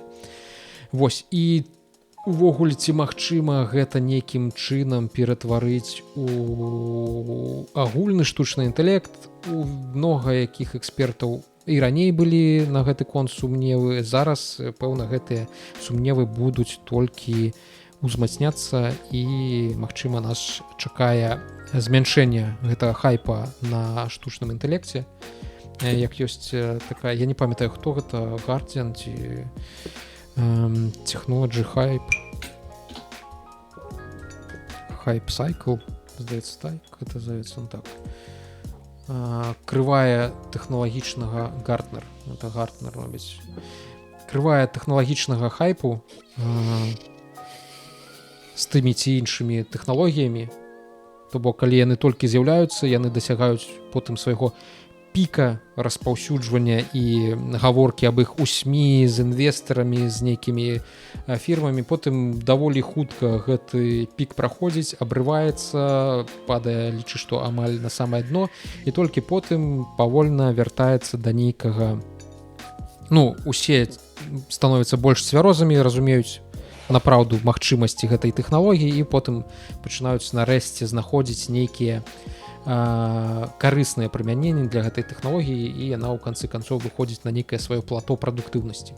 Вось, зараз мы на гэтым піку, мы дакладней з яго хутка будзем звальвацца, хутчэй за ўсё, і бліжэйшым часам, пэўна, ўжо не ўбачым такой колькасці прыбыткаў NVIDIA ад продажу залатых рыдлёвак, і ўсе гэтыя Сэмы Альтманы з OpenAI нарэшце дадуць нам падышаць, падыхаць і знікнуць, ну, будуць не такімі заўважнымі ў нашай інфармацыйнай прасторы. Вось такія такія прагнозы. Ну, слухай, это Ризика. вельмі падобна на праўду.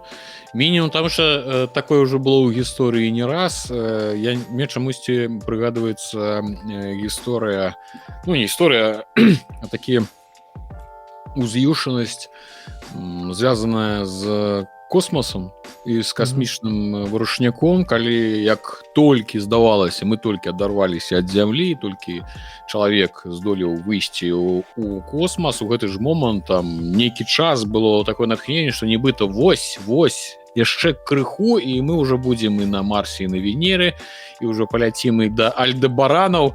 Вось. Вось і да гэтага ўсяго, але аказалася, што гаварылі пра гэта болей, і што узяўшы разгон, даволі хутка спыніліся і ударыліся аб сцяну рэальнасці, у якой трэба былі, рэальнасці, у якой не хапала і нейкіх індывідуальных, ну, і не хапала і людзей, якія бы рухалі гэтага ўсё, то бок геніяў, не хапіла і фінансавых магчымасцяў, павыдыхаліся даволі хутка, калі зразумелі, што адбіваць гэта ўсё як. Ну, тыпу, вось мы выйшлі, вылецелі, добра, ну, навучыліся выпускаць спадарожнікі карысныя, добра, а далей што? Далей-то даволі цяжка, дорага, складана, а выхлапу з гэтага амаль нуль, і, ну, як бы сутыкаюцца з рэальнасцю. Тут, хутчэй за ўсё, паказваць нешта падобнае, і для того, каб гэты касцёр працягваў гарэць з такой же тэмпературы, як і ён гарэў хаця бы паўгады таму, хаця зараз ужо я не адчуваю ўжо зараз такой гарачыні, як гэта было, калі гэта ўсё пачало з'яўляцца. Там адно за адным проста ўсе вывалівалі, хто, пэўна, недаробленае, хто даробленае, хто толькі пачынаў, але ўсе намагаліся вываліць усё, што іх было падчас гарэння гэтага касцёру. Вось, але зараз бачна, што ўсё пазаканчвалася, што паказаць. Новых няма чаго яшчэ, аказваецца, і рабіць трэба, а тое, што дарабліваецца, яно ўжо не ўражвае, таму што мы ўжо паабвыкаліся, мы ўжо звыклі, што, ну што, у каго ўжо здзівіш штучным інтэлектам, які дапаможа табе напісаць рэферат там, ці адкажа, ці дапаможа напісаць артыкул, гэта ўжо не нова, а тое, што ён робіць менш памылак, ну, табе людзі кажуць, ну, знайшоў чым здзівіць, нам трэба новы рэдактар, відэарэдактар, я не ведаю, які будзе рабіць на 100% ўсё як чалавек. Ну, так. Ужо нейкі трэба уже супер. Прям наступны уже павінен быць нейкі шаг для того, каб это ўсё працягвалася. А гэта ўсё цалкам недастаткова, зараз усё абрынецца ўніз і выйдзе, як правильно кажется, такое, ведаеш, працоўнае плато, у якім застануцца толькі тыя, хто сапраўды гэтым займаецца, шарлатаны падвальваюцца і пачнецца выпрацоўка праца распрацоўшчыкаў і тых, хто будзе на гэтым зарабляць. Ну, такая, ведаеш, супраца навукі і грошай. І вось разам яны выйдуць на нейкі працоўны ўзровень, які будзе падтрымлівацца і рухаць гэту тэму наперад. Я тут магу зазначыць, што ўжо зараз вымалёўваюцца нейкія такія сферы прымяненняў, дзе сапраўды вось усё тое, што мы пабачылі, без вось гэтых мараў і фантазіяў пра агульны штучны інтэлект, дзе гэтыя штукі сапраўды могуць быць карыснымі, яны сапраўды працуюць. У того ж OpenAI выдатная галасавая мадэль і text-to-speech, і speech-to-speech, карацей, класна з імі бывае паразмаўляць. Яны самі добра генеруюць голас, ён даволі добра гучыць, і нават на беларускай мове, што таксама цікава, з чатам КПТ можна лёгка размаўляць, і ён умее падтрымліваць размову. Зразумела, што ён часам гаворыць нейкую лухту, але вось менавіта генерацыя гэтага голасу можна нічым не адрозніваецца ад нас большасці. Мы час ад часу таксама такой верзіям, не дай бог. Можна спадзявацца, што вось менавіта вось гэтая асобна ўзятая тэхналогія, яна нейкае сваё прымяненне бліжэйшым часам знойдзе. Таксама той жа кампанія Anthropic, іх Cloud, штучны інтэлект, Claude ці Cloud, не ведаю, як правильно называецца, Cloud, здаецца. Ён добры менавіта ў дапамозе пры праграмаванні, бывае карысны, дае карысныя парады, дапамагае шукаць, разбірацца з крышамі, якія адбываюцца ў тваёй праграме. Гэта карысна. То бок яны ўжо неяк крыху знаходзяць кожны сваю нішу, і хутчэй за ўсё мы далей пабачым вось гэта такое разбіенне па аўдыторыях. Кожная нейкая мадэль, яна будзе карысная для той ці іншай аўдыторыі, для нейкай канкрэтнай задачы яны стануць больш карыснымі, чым агулам для ўсяго, што ён табе тут і казку напіша, і нейкі рэцэпт парэкамендуе, і спяе, і танцуе, і яшчэ код за цябе напіша. Ну і жнец на дудзе грэц. Ну, А ведаеш, што яшчэ гэты твой Клод, той самы сонет умее? Ён яшчэ умее, оказывается, і гульні праходзіць, і стрыміць іх адразу на Твічы. Ай-яй-яй. Вось, літаральна, прям зараз нават можна паглядзець, то вось гэты самы Клод 3.7 сонет. Вось прямо зараз на Твічы канал Клод Plays Pokemon праходзіць Pokemon Red у прамым эфіры. Значит, это такі эксперымент, які павінен прадэманстраваць нам магчымасці сучаснага штучнага інтэлекту і магчымасці паглядзець на то, як аўдыторыя будзе рэагаваць на тое, што штучны інтэлект робіць за нас. Ён ужо ў гульні за нас гуляе, праходзіць іх і нават можа іх стрыміць. І ёсць падазрэнне, што можа іх стрыміць нават лепш, чым большасць стрымераў. Значит, так вось, што, на чым мы там спыніліся, рабілі невялікі перапынак, таму што нешта ў мяне тут ці то інтэрнэт, ці то праграмнае пытанне не віды. Так вось, раней гэты штучны інтэлект тэсціравалі ў гульнях на кшталт Street Fighter, але ў асноўным больш у забаўляльных нейкіх мэтах, і ну і зразумела, што таму Street Fighter не такі складаныя, як бы алгарытмы, да, там, для не такія складаныя задачы для штучнага інтэлекта. І вось, аднак, гэты ж антропік, які мы сёння зноў-такі ўжо згадвалі, выкарыстоўвае Pokemon Red, гульню даволі старую, у якасці талона для Cloud 3.7 Sonnet, які вось здольны аналізаваць гульнявыя задачы і прымаць складаныя рашэнні. Ну, нашмат больш складаныя, чым у Street Fighter. Папярэдняя версія Клода 3.5 не магла прайсці гэту гульню, і новы алгарытм значна ўжо прасунуўся значна наперад у параўнанні з мінулай версіяй. Зрэшты, гэта, дарэчы, ўсё адбываецца не без складанасцяў. На адным са стрымоў, напрыклад, галоўны герой проста ўпёрся ў сцяну, і ўсё, ён нікуды не рухаўся. У артыкуле, у якім я браў гэту інфармацыю, на жаль, нічога не сказалі, як яны выйшлі з гэтага, то бок, але штучны інтэлект нейкім чынам вырашыў гэту задачу, і аказалось, што ён усё ж такі больш разумны, чым сцяна. Урэшце рэшт, Cloud, як я вже казав, не знайшлі рашэнне, і гледачы, ось той прамы эфір, які мы нават зараз, калі не памыляюся, мы можам зараз глядзець, там экран падзелены на дзве часткі, і ў прамым эфіры мы можам убачыць, як якраз такі думае Cloud. Ён, то бок, ён агучвае, то не агучвае, ён паказвае радкамі тэкста, што ён у гэты момант, над чым думае, якія прынимае рашэнні, і такім чынам ён уплывае на дзеянне галоўнага персонажа. Гэты фармат, дарэчы, вельмі нагадвае, было нешта падобнае ў 2014 годзе, канешне, без штучных інтэлектаў. Тады у Твічы таксама гулялі ў Пакемона, але тое, што будзе дзелаць галоўны герой, вырашалі тысячы гульцоў, якія хаатычна нешта пісалі ў каментарыях, і тым самым яны вызначалі, што будзе рабіць галоўны герой. Але тут зараз толькі штучны інтэлект. І зараз гэта ўсё можна глядзець, можна назіраць, як што самае цікавае, што можна назіраць, як штучны інтэлект думае. Вось, і мне здаецца, што гэта так даволі цікава. Каму гэта можа нашкодзіць, каго можа лішыць працы, ну, тыпу, якая гэта можа быць праблема, я не ведаю, што стрымераў пасуне, ну, тым больш, што, здаецца, ўсё ж такі Pokemon Red гэта пакуль што не самая складаная гульня. Я, калі шчыра, не ведаю нават. А з іншага боку, тут, глядзі, дадаць гэтага вітюбера якога-небудзь, гэтых папулярных аніме-персонажаў замест сапраўднай відэа з камеры. Ну і ўсё, лічы, аформлены стрым, ужо ёсць якая-небудзь котка-дзяўчынка, ці там котка-хлопчык, каму што больш падабаецца. Ну і все, і Pokemon Red гульня на экране, што табе яшчэ трэба. Я ўпэўнены, што это будуць глядзець і будуць падпісчыкі, які будуць прыходзіць і будуць, і калі ён яшчэ будзе праходзіць новыя гульні, гэта будзе нават цікава, да, тыпу, паглядзець, як штучны там будзе які-нибудь новы Elden Ring і паглядзець, як штучны інтэлект будзе там біцца, хаця напэўна не так хутка будзе, не здолена там будзе ўжо. Да, так хутка рэагаваць, гэта больш нейкі напэўна адвенчуры, квесты, можа які-небудзь старыя хутчэй. Да, дарэчы, можа быць квесты залатой эпохі якія-небудзь яму паспрабаваць папраходзіць, тыпу Space Quest,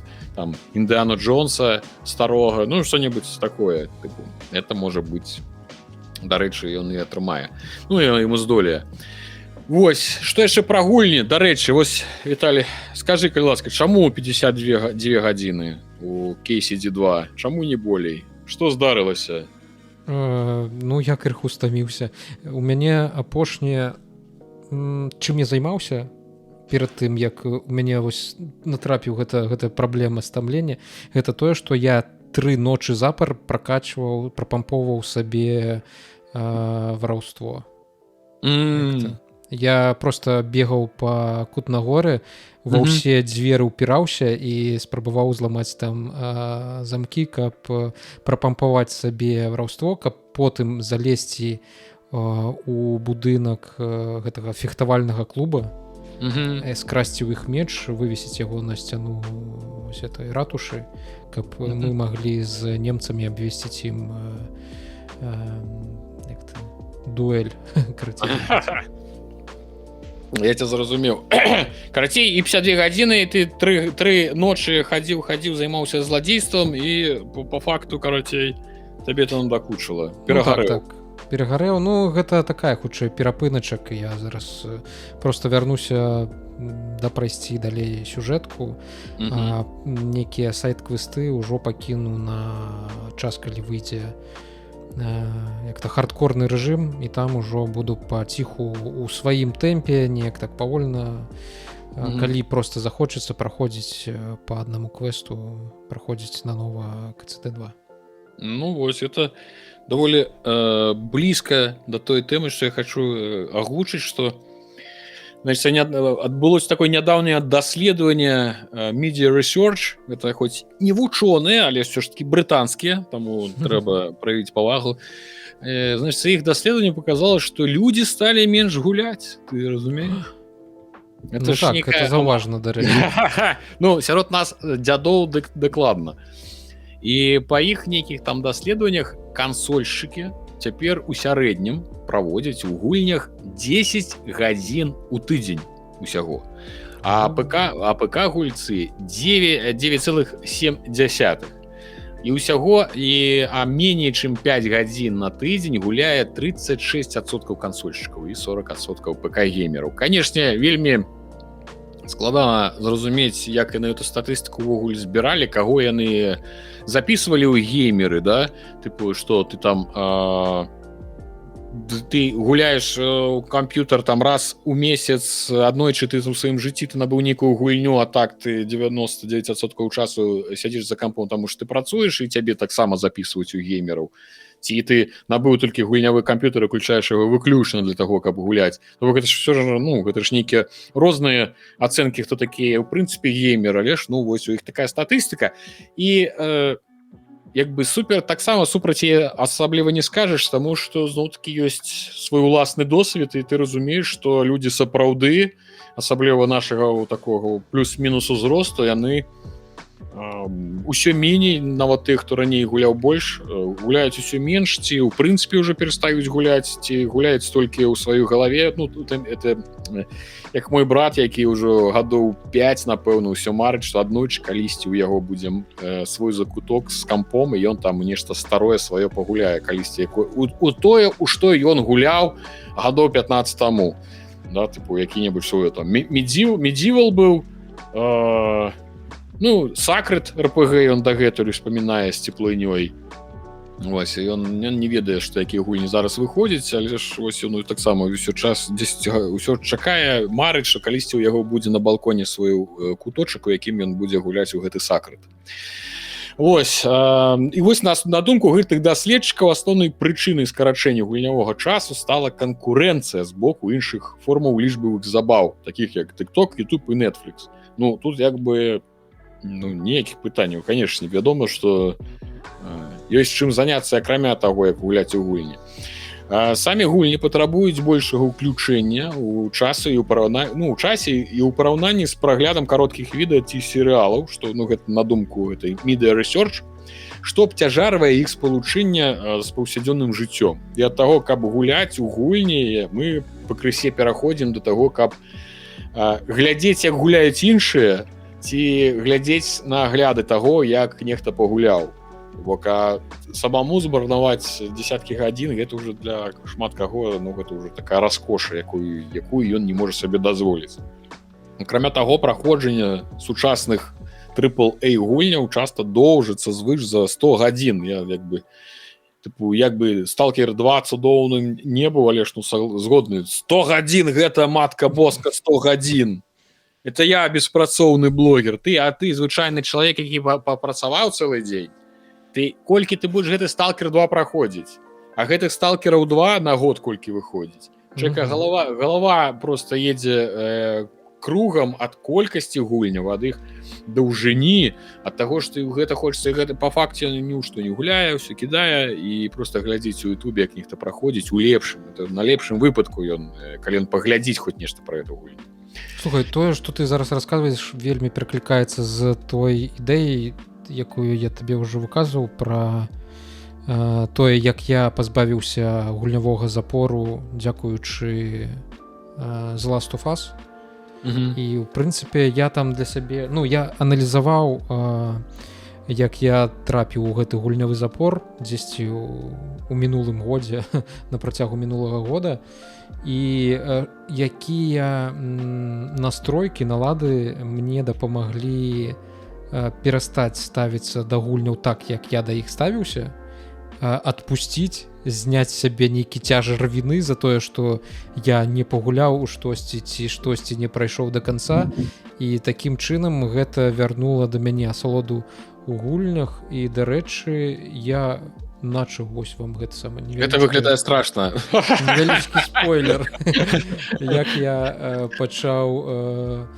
Я вельмі люблю всялякія графікі і табліцы, і я пачаў весці у Гугле, зрабіў сабе табліцу, дзе вяду ўлік таго, у што я згуляў, колькі я часу мусіў на гэта затраціць згодна з How Long to Beat, колькі я насамрэч часу на гэта затраціў, колькі гэта каштавала, якія гульні я чакаю у 25-м годзе, колькі гэтыя гульні будуць каштаваць агулам, гадзіны на бэклог, якія гульні з бэклога, якія ў мяне ўжо ёсць, якія я б хацеў згуляць, колькі яны часу прыкладна займуць, каб я разумеў увогуле, ёсць у мяне гэты час ці не.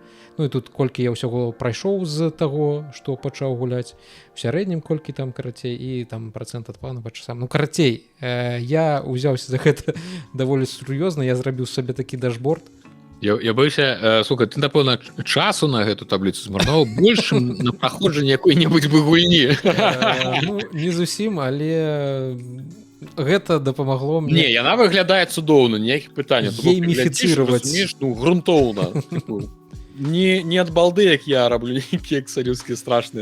Тут сур'ёзна. Гэта дапамагло мне неяк гейміфіцыраваць сам працэс падыходу да гульняў і бачыць увогуле нейкі і прагрэс, і тое, на што я час марную, на што я час не марную, дзе я яго расходую, скажем так, эфектыўна. І, карацей, я не ведаю, ці буду я рабіць гэта на відзік, ці будзе яно у відзіку глядзецца адэкватна, ці можа куды-небудзь так гэта выкіну, але вось рыхтую такого кшталту расповед якраз такі ў тэму вось часу на гульні і канкурэнцыі за наш час з боку Netflix, з боку TikTok, Твиттера, всялякіх гэтых сацыяльных медыа, якія гартанне стужкі забірае ў нас гадзіны ў дзень замест таго, каб ва штосьці хто-небудзь пагуляць.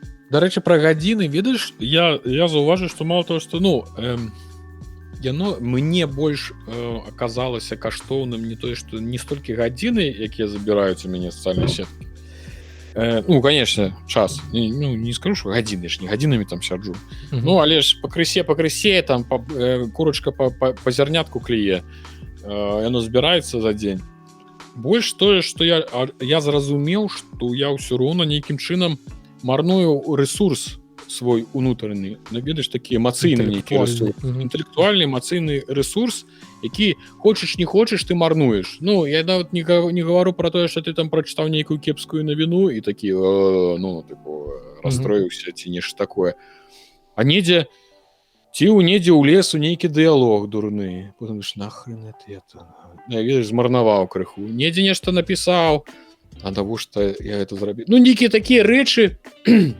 я зразумеў што я гэты ресурс і калі я яго такім чынам не марную яго як нібыта застаецца больш у мне ува мне і я магу больш рабіць канкрэтна у сваёй дзейнасці то бок як толькі я крыху адмовіўся ад сацыяльных сетак ну так просто з гэтага скролінга думскролінга багадзельні у мяне з'явілася крыху больш энергіі на нейкія свае працы там відэа нешта большае часу нейкія ідэі у мяне пачалі з'яўляцца можа гэта зрабіць нейкія нататачкі то бок некуды у такое русло гэтую энергію перанакіраваў і я так аж лепей на душы неяк зрабілася ад гэтага ўсяго разумееш разумею добра разумею а і вось я хацеў скончыць наконт того что это медыа-рэсёрч зрабілі вось гэты такі агляд такі таксама такі уже это капітан відавочнасць мы і без вас ведаем што людзі менш гуляюць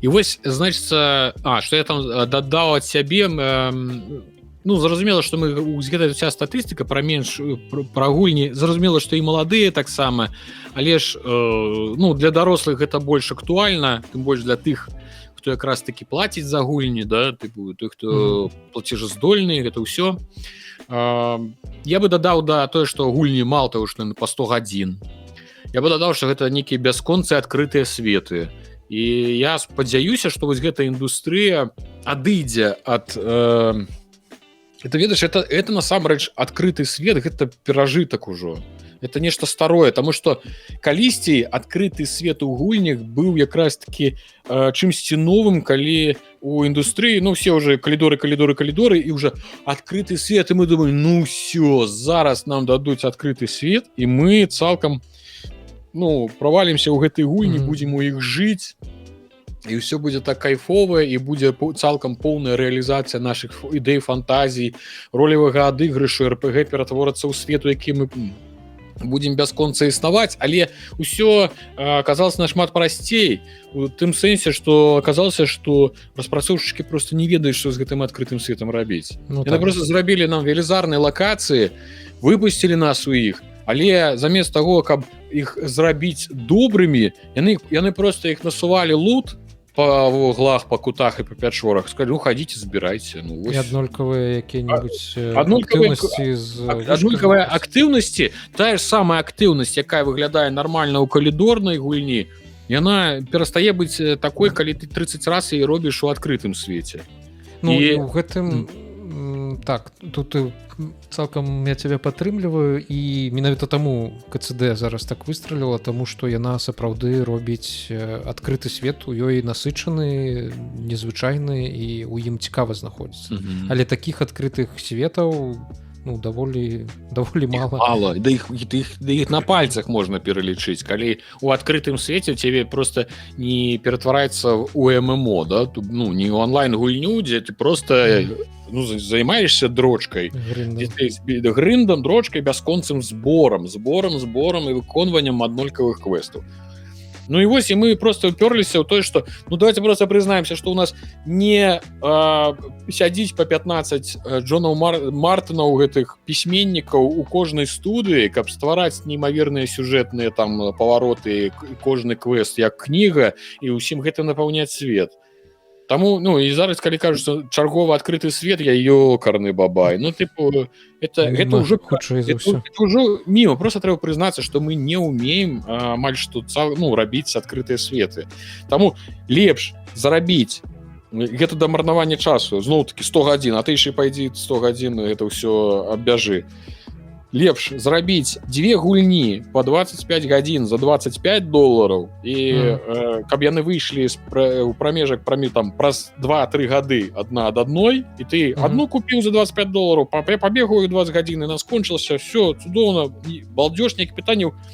Потым праз 2-3 гады ты выйшла другая частка, ты таксама набыў за $25 і все пагуляў, усё добра і все по кайфу. Замест таго, каб рабіць одну за $50 у 50 гадзін праходжання, прычым пасрэдную, і распрацоўваць яе столькі же часу і змарнаваць на яе кучу і часу і грошай, і можа і кошты за гэта будзе яшчэ касмічны.